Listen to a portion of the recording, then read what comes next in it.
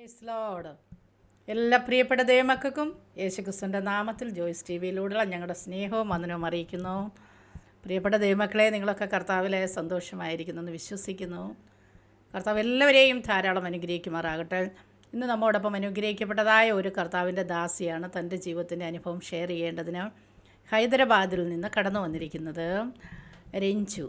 ആ പ്രിയപ്പെട്ട കർത്താവിൻ്റെ ദാസിയെ ഓർത്ത് ഞാൻ ദൈവത്തെ സ്തുതിക്കുന്നു. ജീവിതത്തിൽ ഒത്തിരിയധികം പ്രതികൂലങ്ങളും പ്രതിസന്ധികളുമൊക്കെ സഹിച്ച് അത് തരണം ചെയ്യുവാനുള്ള കൃപയൊക്കെ കർത്താവ് കൊടുത്ത് കർത്താവ് ഇന്ന് ഇവിടെ വരെ കൊണ്ടെത്തിയിരിക്കുന്നു. നിങ്ങളെ സാക്ഷ്യം ശ്രദ്ധയോടെ കേട്ടാൽ നിങ്ങളുടെ ഓരോരുത്തരെയും ജീവിതത്തിൽ അത് വലിയൊരു വിടുതലായിത്തീരും. തീർച്ചയായിട്ടും നിങ്ങൾ സ്കിപ്പ് ചെയ്യാതെ മുഴുവനും കേൾക്കണമെന്ന് കർത്താവിൻ്റെ നാമത്തിൽ ഞാൻ ഓർപ്പിക്കുന്നു. കർത്താവ് എല്ലാവരെയും ധാരാളം അനുഗ്രഹിക്കുമാറാകട്ടെ. ആരെങ്കിലും സബ്സ്ക്രൈബ് ചെയ്യാൻ മറന്നുപോയിട്ടുണ്ടെങ്കിൽ നിങ്ങൾ സബ്സ്ക്രൈബ് ചെയ്യുക. നിങ്ങൾ ഈ സാക്ഷ്യങ്ങളൊക്കെ മറ്റുള്ളവർക്ക് ഷെയർ ചെയ്ത് കൊടുത്താൽ നിങ്ങളും ഞങ്ങളോടൊപ്പം ഈ കർത്താവിൻ്റെ വേലയിൽ ഭാഗവാക്കായി തീരും. കർത്താവ് നിങ്ങളെയൊക്കെ ധാരാളം അനുഗ്രഹിക്കുമാറാകട്ടെ. പ്രിയ കർത്താവിൻ്റെ ദാസി രഞ്ജുവിനെ ഞങ്ങൾ യേശുക്രിസ്തുവിൻ്റെ നാമത്തിൽ ജോയ്സ് ടി വിയിലേക്ക് വളരെയധികം സ്നേഹത്തോടും ആദരവോടും കൂടെ സ്വാഗതം ചെയ്യുന്നു. Thank you so much aunty. Praise lord. എന്തുകൊണ്ട് രഞ്ജു? സുഖമായിട്ടിരിക്കുന്നു ആൻറ്റി. ഓക്കെ, കർത്താവ് സഹായിക്കട്ടെ. രഞ്ജുവിൻ്റെ നല്ല സന്തോഷമുള്ള മുഖം കാണുന്നതിൽ എനിക്കും സന്തോഷമുണ്ട്. ഓക്കെ, ജീവിതത്തിൻ്റെ പ്രതികൂലങ്ങളൊക്കെ കടന്നു വന്നാലും ക്രിസ്തുവിലുള്ള സന്തോഷം നമ്മളെ ഓരോ ദിവസവും ഇങ്ങനെ നടത്തിക്കൊണ്ടിരിക്കുകയാണല്ലോ. ഓക്കെ, കർത്താവ് ധാരാളം രഞ്ജുവിനെ മക്കളെയും അനുഗ്രഹിക്കട്ടെ. ജീവിതത്തിൻ്റെ അനുഭവം കേൾക്കാൻ ആഗ്രഹമുണ്ട്. അതിലേക്ക് കടന്നു പോകുന്നതിന് മുന്നമേ തന്നെ നമുക്ക് ദൈവത്തിൽ ഒന്ന് പ്രാർത്ഥിക്കാം. ഹല്ലേലൂയ, സ്തോത്രം സ്തോത്രം. പരിശുദ്ധ കർത്താവേ, നന്ദി നിറഞ്ഞ ഹൃദയത്തോടെ ഞങ്ങളങ്ങേ സ്തുതിക്കുന്നു, വാഴ്ത്തുന്നപ്പാ. അങ്ങയുടെ സാന്നിധ്യം ഞങ്ങളോട് കൂടെ ഇരിക്കണമേ കർത്താവേ. പ്രിയ സഹോദരിക്കായി സ്തോത്രം ചെയ്യുന്നു.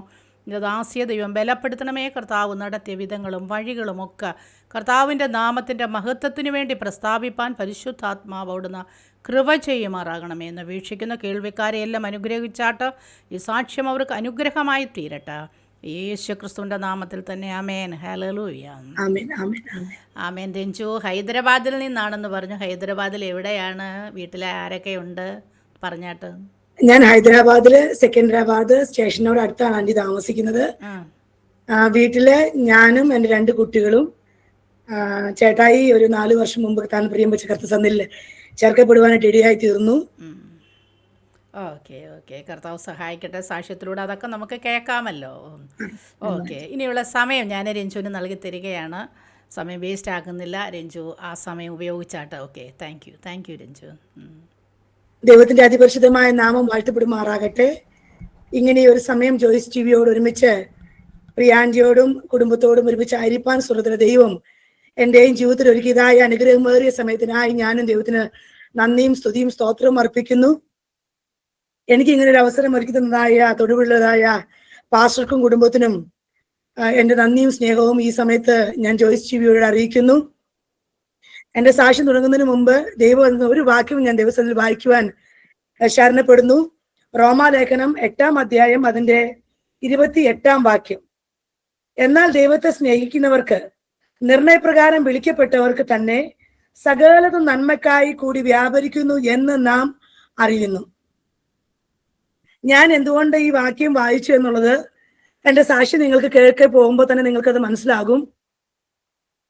ഇവിടെ നാം വായിച്ചത് പ്രകാരമാണ് ദൈവത്തെ സ്നേഹിക്കുന്നവർക്ക് നിർണയപ്രകാരം വിളിക്കപ്പെട്ടവർക്ക് സകലതും നന്മയ്ക്കായി കൂടി വ്യാപരിക്കുന്നു.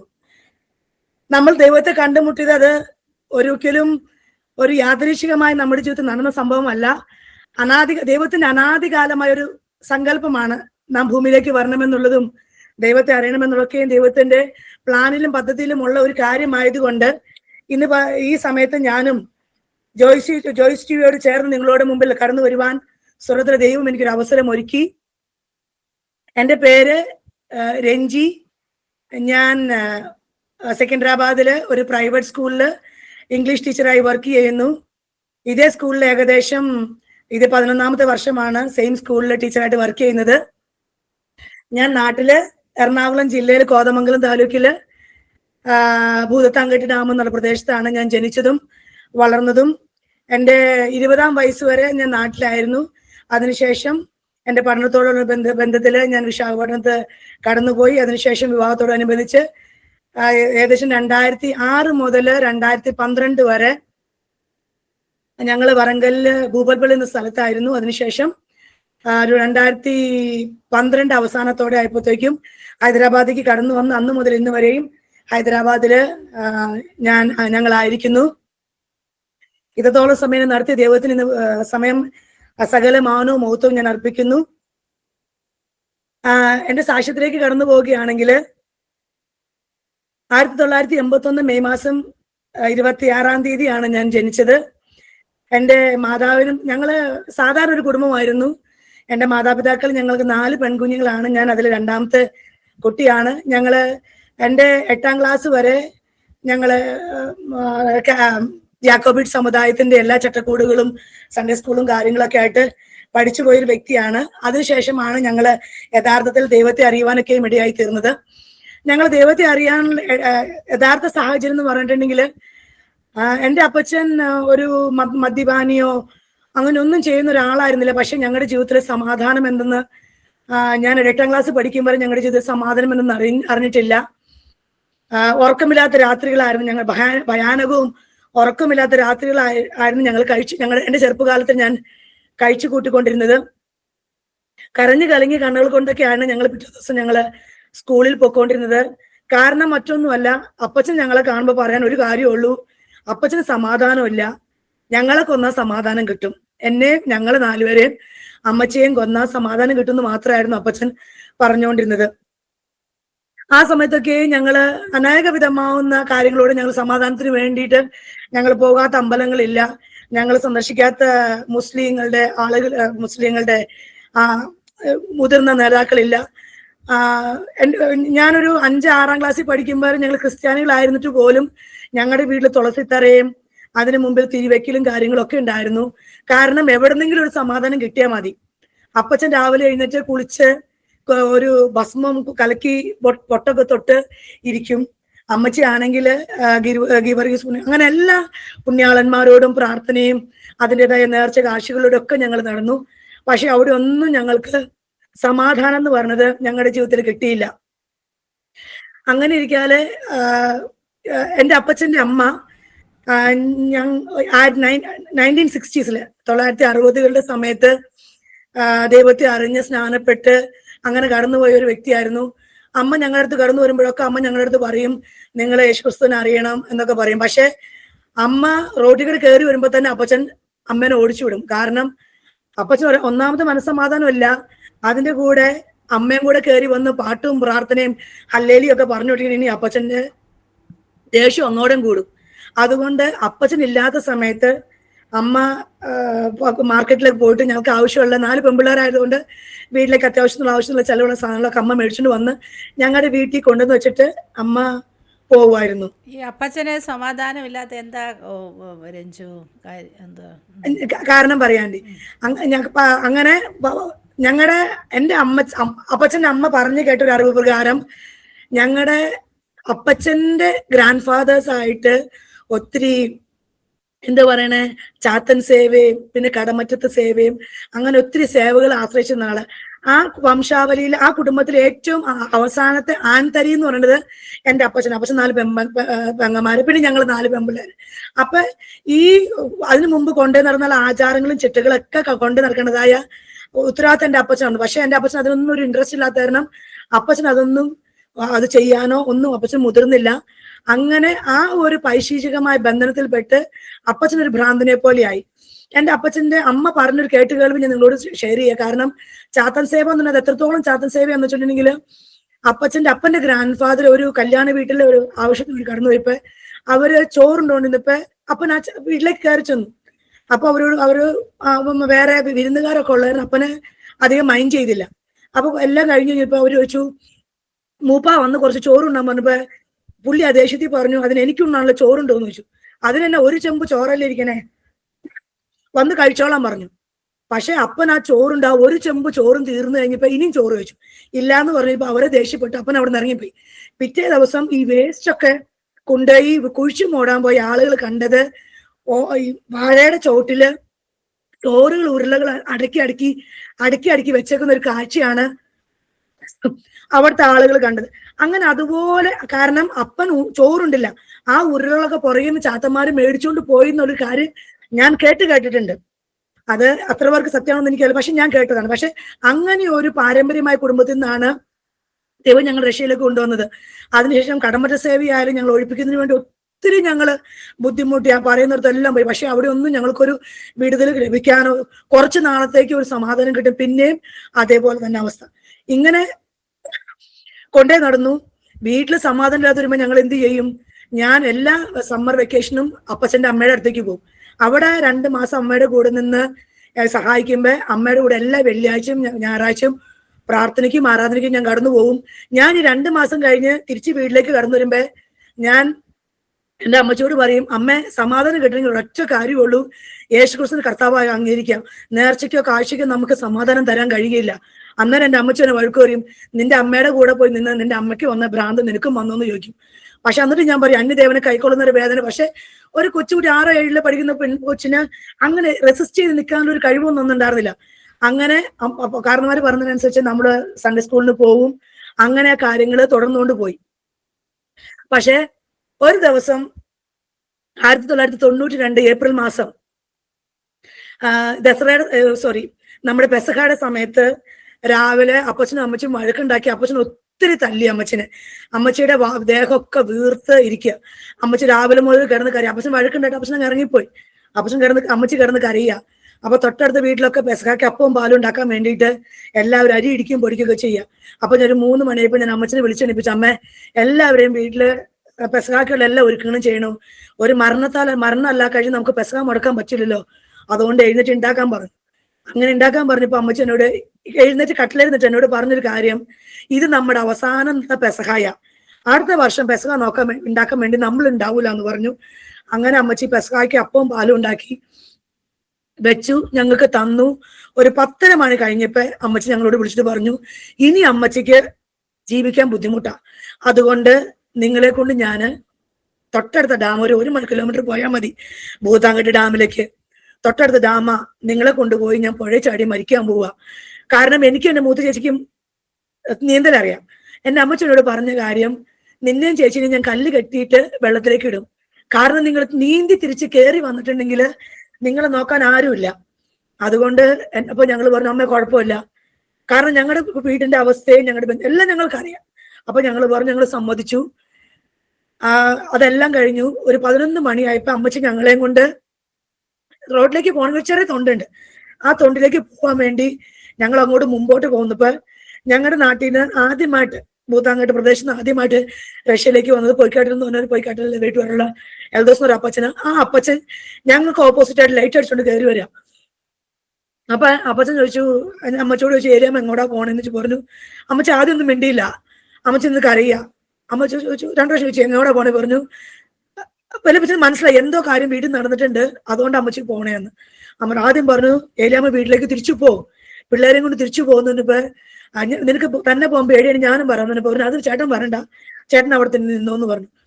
എന്തായാലും ഇവിടെ വരെ വന്നതല്ലേ, ഞാൻ വരാന്ന് പറഞ്ഞു. അപ്പച്ചൻ വന്നപ്പോ ഞങ്ങളോട് പറഞ്ഞ കാര്യം, അപ്പച്ചൻ പ്രാർത്ഥിച്ചിട്ട് കിടന്ന സമയത്ത് ദൈവത്തിന്റെ ആത്മാവ് അപ്പച്ചനോട് ശക്തമായിട്ട് ഇടപെടുക, നീ ഞങ്ങളുടെ വീട്ടിൽ, അപ്പച്ചൻ ഞങ്ങളോട് വീട്ടിലേക്ക് വരാൻ പറഞ്ഞോണ്ട്. പക്ഷെ അപ്പച്ചന് പേടിയാ, ഈ ഒരു സമയം തെറ്റിയ സമയത്ത് അങ്ങനെ വീട്ടിൽ പോകുന്നത് ശരി. പക്ഷെ ദൈവത്തിന്റെ ആത്മാവ് ശക്തമായിട്ട് ആ പിതാവിനോട് ഇടപെട്ടുകൊണ്ട് ആ പിതാവ് ഞങ്ങളുടെ അടുത്ത് വന്നു. അങ്ങനെ ദൈവം അന്ന് ഞങ്ങളെ ഒരു മരണത്തിൽ നിന്ന് വിടുവിച്ചു. ഞാൻ പറഞ്ഞില്ലേ, ദൈവത്തിന്റെ ഒരു സങ്കല്പം, ദൈവത്തിന്റെ ജീവപുസ്തകത്തിൽ പേര് അന്ന് ഉള്ളത് കൊണ്ട് ദൈവത്തിന് ഞങ്ങൾ രക്ഷിപ്പാൻ ദൈവത്തിന്റെ മനസ്സായി. ആ പ്രിയ പിതാവ് വീട്ടിൽ കയറി വന്നു, അപ്പച്ചനോട് സംസാരിച്ചു. പക്ഷെ അപ്പച്ചന് ഒരു പിണക്കോ ഒന്നും കാണിച്ചില്ല. കുറെ പ്രാവശ്യം പറഞ്ഞു സമാധാനം വേണ്ടെന്നൊക്കെ ചോദിച്ചു. അപ്പനോട് സംസാരിച്ചു, എന്നിട്ട് പറഞ്ഞു, എല്ലാ ബുധനാഴ്ചയും വീട്ടിലൊരു ബൈബിൾ ക്ലാസ് കേൾക്കുന്നുണ്ട്, സമാധാനം ഇല്ല എന്നല്ല ഈ സഹോദരൻ പറഞ്ഞത്, ഒന്ന് കടന്നു വാ, സമാധാനം ദൈവം തരും എന്നൊക്കെ പറഞ്ഞു. അന്ന് വല്യപ്പച്ചനെ ഇറക്കി വിടുന്നതിന് വേണ്ടിയിട്ട് അപ്പച്ചൻ വരാന്ന് പറഞ്ഞ് സമ്മതിച്ചു. പിറ്റേ 2 പ്രാവശ്യം വന്ന് ചോദിച്ചു കഴിഞ്ഞപ്പോ ഞങ്ങളെ 4 പേരെയും കൂടെ അപ്പച്ചൻ ബൈബിൾ ക്ലാസ് പഠിക്കാൻ വിട്ടു. അന്ന് കർത്താവ് പ്രസിദ്ധനായ പാസ്റ്റർ ബാബു ചെറിയാനായിരുന്നു ഞങ്ങളുടെ കിരമ്പാറ IPC ചർച്ചിലെ ലോക്കൽ പാസ്റ്ററായിട്ട് ഇരുന്നത് 1992 അപ്പൊ അന്ന് പാസ്റ്റർ ആയിരുന്നു ബൈബിൾ ക്ലാസ് എടുത്തത്. അന്നത്തെ ബൈബിൾ ക്ലാസ് വെളിപ്പാടിനെ പറ്റിയും അങ്ങനെ ഉള്ള കാര്യങ്ങളൊക്കെ ആയിരുന്നു. ഞങ്ങള് ദൈവത്തിന്റെ വചനം കേട്ടു. അപ്പച്ചൻ വന്ന് തൊണ്ടിൽ നിൽക്കും, അമ്മച്ചി വിട്ടില്ല. എന്നിട്ട് പിന്നെ 3-4 ആഴ്ച ഞങ്ങള് ബൈബിൾ ക്ലാസ് കഴിഞ്ഞപ്പോ ഒരു പ്രാവശ്യം ഞങ്ങൾ പാസ്റ്ററോട് പറഞ്ഞു, പാസ്റ്റർ ഒന്ന് വീട് വരെ വാ എന്ന് പറഞ്ഞു. അങ്ങനെ പേടിച്ച് പാസ്റ്റർ വീട്ടിൽ വന്നു. അപ്പച്ചനോട് പറഞ്ഞു. അവസാനം അപ്പച്ചൻ ഞങ്ങളെ സൺഡേ സ്കൂളിൽ മാത്രം വിടാന്ന് സമ്മതിച്ചു, ആരാധനയ്ക്ക് വിടൂല എന്ന് പറഞ്ഞു. അങ്ങനെ പയ്യെ സൺഡേ സ്കൂളിൽ ഞങ്ങൾ പോയി. പക്ഷെ സൺഡേ സ്കൂളിൽ പോയാലും ആരാധന തുടങ്ങി കുറച്ച് സമയം കഴിഞ്ഞ് ഞങ്ങൾ നിൽക്കും. കാരണം സാക്ഷ്യം പറയാൻ നിന്നിട്ട് ഞങ്ങൾ പറയും, ഞങ്ങളുടെ അപ്പച്ചനും അമ്മച്ചിന്റെ വിടുതലിന് വേണ്ടി ഞങ്ങൾ പ്രാർത്ഥന. അന്ന് ഞങ്ങളൊക്കെ കരഞ്ഞ ദിവസം സാക്ഷ്യം പറഞ്ഞുകൊണ്ടിരുന്നത്. അന്ന് കീരമ്പാറ IPC സഭയിലെ ദൈവമക്കളും ദൈവദാസന്മാർ എല്ലാം ഞങ്ങളുടെ കുടുംബത്തിന് വേണ്ടി പ്രാർത്ഥിച്ചു. അങ്ങനെ 92-ലാണ് ഞങ്ങള് ദൈവത്തെ അറിയാൻ ഇടയായിത്തീർന്നത്. പക്ഷെ 93 ഡിസംബർ മാസം 12-ാം തീയതി ഞങ്ങൾക്ക് കുടുംബമായിട്ട് അപ്പച്ചനും അമ്മച്ചിയും ഞാനും ചേച്ചിയും ഞങ്ങളോട് കൂടെ ഏകദേശം 18 പേര് കനാലില് സ്നാനപ്പെടുവാൻ കർത്താവ് 1 വർഷത്തിനുള്ളിൽ ഞങ്ങളുടെ കുടുംബത്തെ ദൈവം വിടുവിച്ചെടുത്തു. അതിനിടയ്ക്ക് അമ്മയുടെ അറിയുന്ന അപ്പച്ചൻ്റെ അമ്മേനെ അറിയുന്ന കുറെ ആളുകള്, പാസ്റ്റർമാരെ നമ്മുടെ വീട്ടിലൊന്ന് പ്രാർത്ഥിക്കുകയൊക്കെ ചെയ്തിരുന്നു. അപ്പൊ ഒരു ദിവസം ദേവദാസം വന്നു കഴിഞ്ഞപ്പോ പാസ്റ്റർ പ്രാർത്ഥിച്ച ഒരു ഗ്ലാസ് വെള്ളം അപ്പച്ചന് കൊടുത്തു. ആ വെള്ളം കൊടുത്തു കഴിഞ്ഞപ്പോ അപ്പച്ചൻ ബോധം നഷ്ടപ്പെട്ട് വീണു. അപ്പച്ചൻ കുറെ ഛർദ്ദിച്ചു. അതുകൂടാതെ നീല കളറിൽ വൈറ്റ് കളർ, കാരണം അപ്പച്ചനെ പിടിച്ചിട്ട് നിൽക്കുന്നില്ല, ആരോ ഒരു വ്യക്തി പിടിച്ച് വേണം അപ്പച്ചനെ കക്കൂസി കൊണ്ടുപോകാൻ. ആ സമയത്ത് അപ്പച്ചൻ അബോധാവസ്ഥ സമയത്ത് അപ്പച്ചൻ പറഞ്ഞ കാര്യം ഇങ്ങനെയാണ്. അന്ന് അപ്പച്ചന്റെ അമ്മയൊക്കെ കൂപ്പ് കൃഷിയൊക്കെ നടത്തിവിടുന്ന ആളുകൾ. അപ്പൊ കുറച്ച് സ്ഥലമൊക്കെ വെട്ടിപ്പിടിച്ച് കൃഷി നടന്നിരുന്ന. അപ്പൊ കൃഷിക്ക് പണിയാൻ വന്ന ഒരു സഹോദരി അവരുടെ മോളെ കല്യാണം കഴിക്കുന്നതിന് വേണ്ടി അപ്പച്ചന് കൈവശം കൊടുത്തു. ഒരു പക്ഷെ അവരുടെ മോളെ കല്യാണം, അത് പിശാജ് ബോധാവസ്ഥയിൽ അപ്പച്ചൻ പറഞ്ഞ കാര്യങ്ങൾ എന്തൊക്കെ. ഒരു പക്ഷെ ആ സമയത്ത് കല്യാണം കഴിച്ചില്ലെങ്കിൽ തന്നെ വേറൊരു കുടുംബജീവിതം നയിച്ചാലും അത് സമാധാനമായിട്ട് പോകരുതെന്നും പറഞ്ഞുകൊണ്ട് അവരൊരു കൈവശം കൊടുത്തത് തന്നെ. അതാണ് ഇത്രയും ഞങ്ങളുടെ ജീവിതത്തില് പ്രശ്നങ്ങൾക്ക് കാരണം. അതുകൂടാതെ കടമറ്റത്തിന്റെ സേവ, ഞങ്ങൾ വിശ്വാസത്തിന് വരുന്നതിന് മുമ്പ് അതൊക്കെ പോയി ഞങ്ങൾ ഒഴിപ്പിക്കുകയൊക്കെ ചെയ്തിരുന്നു. അങ്ങനെ ദൈവം ഞങ്ങളെ കൃപയാൽ ഒന്ന് മാത്രമേ പറയാൻ, ഞങ്ങളുടെ ഒരു മിടുക്കോ ഞങ്ങളുടെ കഴിവോ ഒന്നുമില്ല. ആത്മഹത്യ ചെയ്യാൻ തീരുമാനിച്ച് ഇന്ന് ഒരു പക്ഷെ ഞങ്ങളുണ്ടായിരുന്നു, ഞങ്ങൾ താമസിക്കുന്ന വീട് നാമാവശേഷമായി പോയിരുന്നേനെ. കാരണം കൃപയാൽ സ്വർഗ്ഗത്തിലെ ദൈവത്തിന് ഞങ്ങളെ വിളിച്ചു വേർതിരിപ്പാൻ ദൈവത്തിന് കൃപ തോന്നി. ദൈവത്തിന് ഇന്ന് ഈ സമയം നന്ദിയും സ്തുതിയും സ്തോത്രവും ഞാൻ ഒരിക്കൽ കൂടെ ഞാൻ അർപ്പിക്കുന്നു. അങ്ങനെ കുടുംബമായിട്ട് രക്ഷയിലേക്ക് കടന്നു വരാൻ ദൈവം സഹായിച്ചു. പിന്നെ ദൈവത്തിന് വേണ്ടി എൻ്റെ അമ്മച്ചി ഒത്തിരി അടി കൊണ്ടു. കാരണം ഞങ്ങൾ രക്ഷയുടെ അനുഭവം വന്നപ്പോൾ തന്നെ ആ 1 വർഷക്കാലം അമ്മച്ചി കണ്ടും കാണാതെയൊക്കെ പ്രാർത്ഥനയ്ക്ക് പോവായിരുന്നു അപ്പച്ചൻ പണിയാനൊക്കെ പോണ സമയത്ത്. പക്ഷെ അപ്പച്ചൻ അറിഞ്ഞു കഴിഞ്ഞിട്ടുണ്ടെങ്കിൽ അന്ന് ഭയങ്കര അടിയും ബഹളം. അമ്മച്ചന് നിലത്തിട്ട് ചവിട്ട് ചുറ്റും പോലെ ഞങ്ങളുടെ കൺമുമ്പിലിട്ട് ചുറ്റിട്ടുണ്ട്. പക്ഷെ ഒത്തിരി ചതവ് അമ്മച്ചിയുടെ ദേഹത്ത് കൊണ്ടെങ്കിലും ഇന്നും സ്വർഗ്ഗത്തിലെ ദൈവം എൻ്റെ മാതാവിനെ ആരോഗ്യത്തോടെ ബലത്തോടെ നിർത്തുന്നു. കാരണം ദൈവത്തിന് വേണ്ടി കൊണ്ട് ഒരു അടി പോലും അത് ഇന്ന് അതിന്റെ ഒരു ബുദ്ധിമുട്ടോ പ്രയാസമോ അനുഭവിക്കാൻ അനുവദിക്കാതെ വേണം സ്വർഗ്ഗത്തിലെ ദൈവം എൻ്റെ മാതാവിൽ നിന്ന് ആരോഗ്യത്തോടെ നിർത്തുന്നു. അതിനായി ഞാൻ ദൈവത്തിന് നന്ദിയും സ്തുതിയും സ്തോത്രം അർപ്പിക്കുന്നു. അതുകൂടാതെ അമ്മച്ചിയുടെ ഒരു കാര്യം കൂടി ഞാൻ പറയാൻ ആഗ്രഹിക്കുന്നു. കഴിഞ്ഞ ആഴ്ച അമ്മച്ചിയുടെ തൊണ്ടയ്ക്ക് ഒരു മുഴ വന്നു എന്നും പറഞ്ഞുകൊണ്ട് ഹോസ്പിറ്റലിൽ കടന്നുപോയി. ഡോക്ടർ അത് എറണാകുളം മെഡിക്കൽ കോളേജിലേക്ക് അത് റെഫർ ചെയ്തിട്ട് അത് കുത്തിയെടുത്ത് ബയോപ്സി അയക്കാൻ വേണ്ടിയിട്ടാണ് എറണാകുളത്തെ മെഡിക്കൽ കോളേജ് ചെന്നത്. പക്ഷെ ഇന്ന് രാവിലെ 10 മണിക്കായിരുന്നു അവര് പറഞ്ഞത്. 10 മണിക്ക് ഒന്നോടെ ആ ട്യൂബിട്ട് എൻഡോസ്കോപ്പി ചെയ്തപ്പോ കഴുത്തിൽ ആ ഒരു മുഴയില്ല. ദൈവത്തിന് നന്ദിയോടെ സ്തോത്രം ചെയ്യുന്നു. കാരണം ദൈവത്തിന് വേണ്ടി നിന്നാൽ ദൈവം പ്രവർത്തിക്കുക തന്നെ ചെയ്യും. അതിനാൽ ഞാൻ ദൈവത്തിന് ഒരിക്കൽ കൂടെ നന്ദി പറയുന്നു. അങ്ങനെ ദൈവത്തിന് വന്ന് കടന്നു പോകാനൊക്കെ ദൈവം സഹായിച്ചു. ഞാൻ എൻ്റെ ജീവിതത്തിന്റെ ഒരു ടേണിംഗ് പോയിന്റ് എന്ന് വെച്ചിട്ടുണ്ടെങ്കിൽ ഞാൻ 9-ാം ക്ലാസ്സിൽ കണ്ടതായ ഒരു ദർശനമാണ്. ഞാൻ 9-ാം ക്ലാസ്സിൽ പഠിച്ചുകൊണ്ടിരുന്നപ്പോൾ ഞാനൊരു ദിവസം ഒരു ദർശനം കണ്ടു. ആ ദർശന പ്രകാരമാണ് എന്നെ എൻ്റെ സൺഡേ സ്കൂൾ സാറ് ഒരു ചെരുപ്പ് കടയിൽ കൊണ്ടുപോവാണ്. ആ ചെരുപ്പ് കടയിൽ അനേക ചെരുപ്പുകൾ ഇങ്ങനെ നിരത്തി വെച്ചത്. പക്ഷെ അതിന്റെ ഏറ്റവും മുകളിലത്തെ തട്ടില് ഒരു വെള്ള കളർ നിറച്ച് മുത്തുകൾ പതിപ്പിച്ചൊരു ചെരുപ്പുണ്ട്. അപ്പൊ ഞാൻ എല്ലാം നോക്കിയിട്ട് ഞാൻ അപ്പച്ചനോട് പറഞ്ഞു, അപ്പച്ചൻ എനിക്ക് ആ ചെരുപ്പ് മതി എന്ന് ഞാൻ ആ പ്രിയ പിതാവിനോട് പറഞ്ഞു. അപ്പൊ അപ്പച്ചൻ പറഞ്ഞു, മോനെ അത് ഒത്തിരി വില കൂടി ചെരുപ്പ്, അതിപ്പോ മേടിക്കാൻ പറ്റുമെന്ന് പറഞ്ഞു. അപ്പച്ചൻ എന്നെ ചെരുപ്പ് മേടിക്കാന്ന് പറഞ്ഞല്ലേ കൊണ്ടുവന്നത്, അപ്പൊ മേടിച്ചു തരുന്നെങ്കിൽ എനിക്ക് ആ ചെരുപ്പ് തന്നെ മേടിച്ച് തന്നാ മതി എന്ന് പറഞ്ഞുകൊണ്ട് അപ്പച്ചനോട് പറഞ്ഞപ്പോ അപ്പച്ചൻ എനിക്ക് മനസ്സോടെ എനിക്ക് ആ വെള്ള ചെരുപ്പ് മേടിച്ചു തന്നു. പിറ്റേ ആഴ്ച ഞാൻ സൺഡേ സ്കൂളിൽ ചെന്നപ്പോൾ ഞാൻ അപ്പച്ചനോട് പറഞ്ഞു, അപ്പച്ചാ ഞാൻ കഴിഞ്ഞ ആഴ്ച ഇങ്ങനെ ഒരു സ്വപ്നം കണ്ടു. അപ്പൊ പിതാവിനോട് ഇങ്ങനെ പറഞ്ഞു, മോളെ അത് സ്വപ്നമല്ല, സ്വപ്നമാണെങ്കിൽ നീ പിറ്റേ ദിവസം കണ്ടാൽ തന്നെ മറന്നു. അത് ഇന്ന് ഇത്ര ദിവസം നീ ഓർത്തിരുന്ന് എന്നോട് പറയുന്നെങ്കിൽ അത് സ്വപ്നമല്ലാതെ ദർശന. ആ ചെരുപ്പ് സുശേഷ വേലയ്ക്കുള്ള ഒരുക്കം കാലിന് ചെരുപ്പാക്കി. അതുകൊണ്ട് നിനക്ക് മേൽ ദൈവവേലയ്ക്ക് ഒരു വിളിയുണ്ട്. അത് ഏറ്റവും മനോഹരമായതൊന്നാ ദൈവം നിനക്ക് തരാൻ പോകുന്നത്. അതുകൊണ്ട് നീ അതിനു വേണ്ടി പ്രാർത്ഥിക്കണം എന്ന് പറഞ്ഞു. അങ്ങനെ കഴിഞ്ഞു. 2000 ഞാൻ ബയോമെഡിക്കൽ കഴിഞ്ഞു. അതിനുശേഷം 2000 എൻ്റെ ഫർദർ എഡ്യൂക്കേഷനുള്ള പഠിപ്പിക്കാനൊരു ബുദ്ധിമുട്ട് പ്രയാസമൊക്കെ ഫിനാൻഷ്യൽ ഉള്ളതുകൊണ്ട് വിശാഖപട്ടണത്ത് church on the rock theological സെമിനാരിൽ അന്ന് ടൈറ്റസ് ഫിലിപ്പ് അങ്കിളും ആൻറ്റിയും അവിടെ അങ്ങനെ പാവപ്പെട്ട കുട്ടികൾക്ക് വേണ്ടിയിട്ട് ഒരു കമ്പ്യൂട്ടർ സ്കൂൾ ക്ലാസ് നടത്തുന്നുണ്ടായിരുന്നു.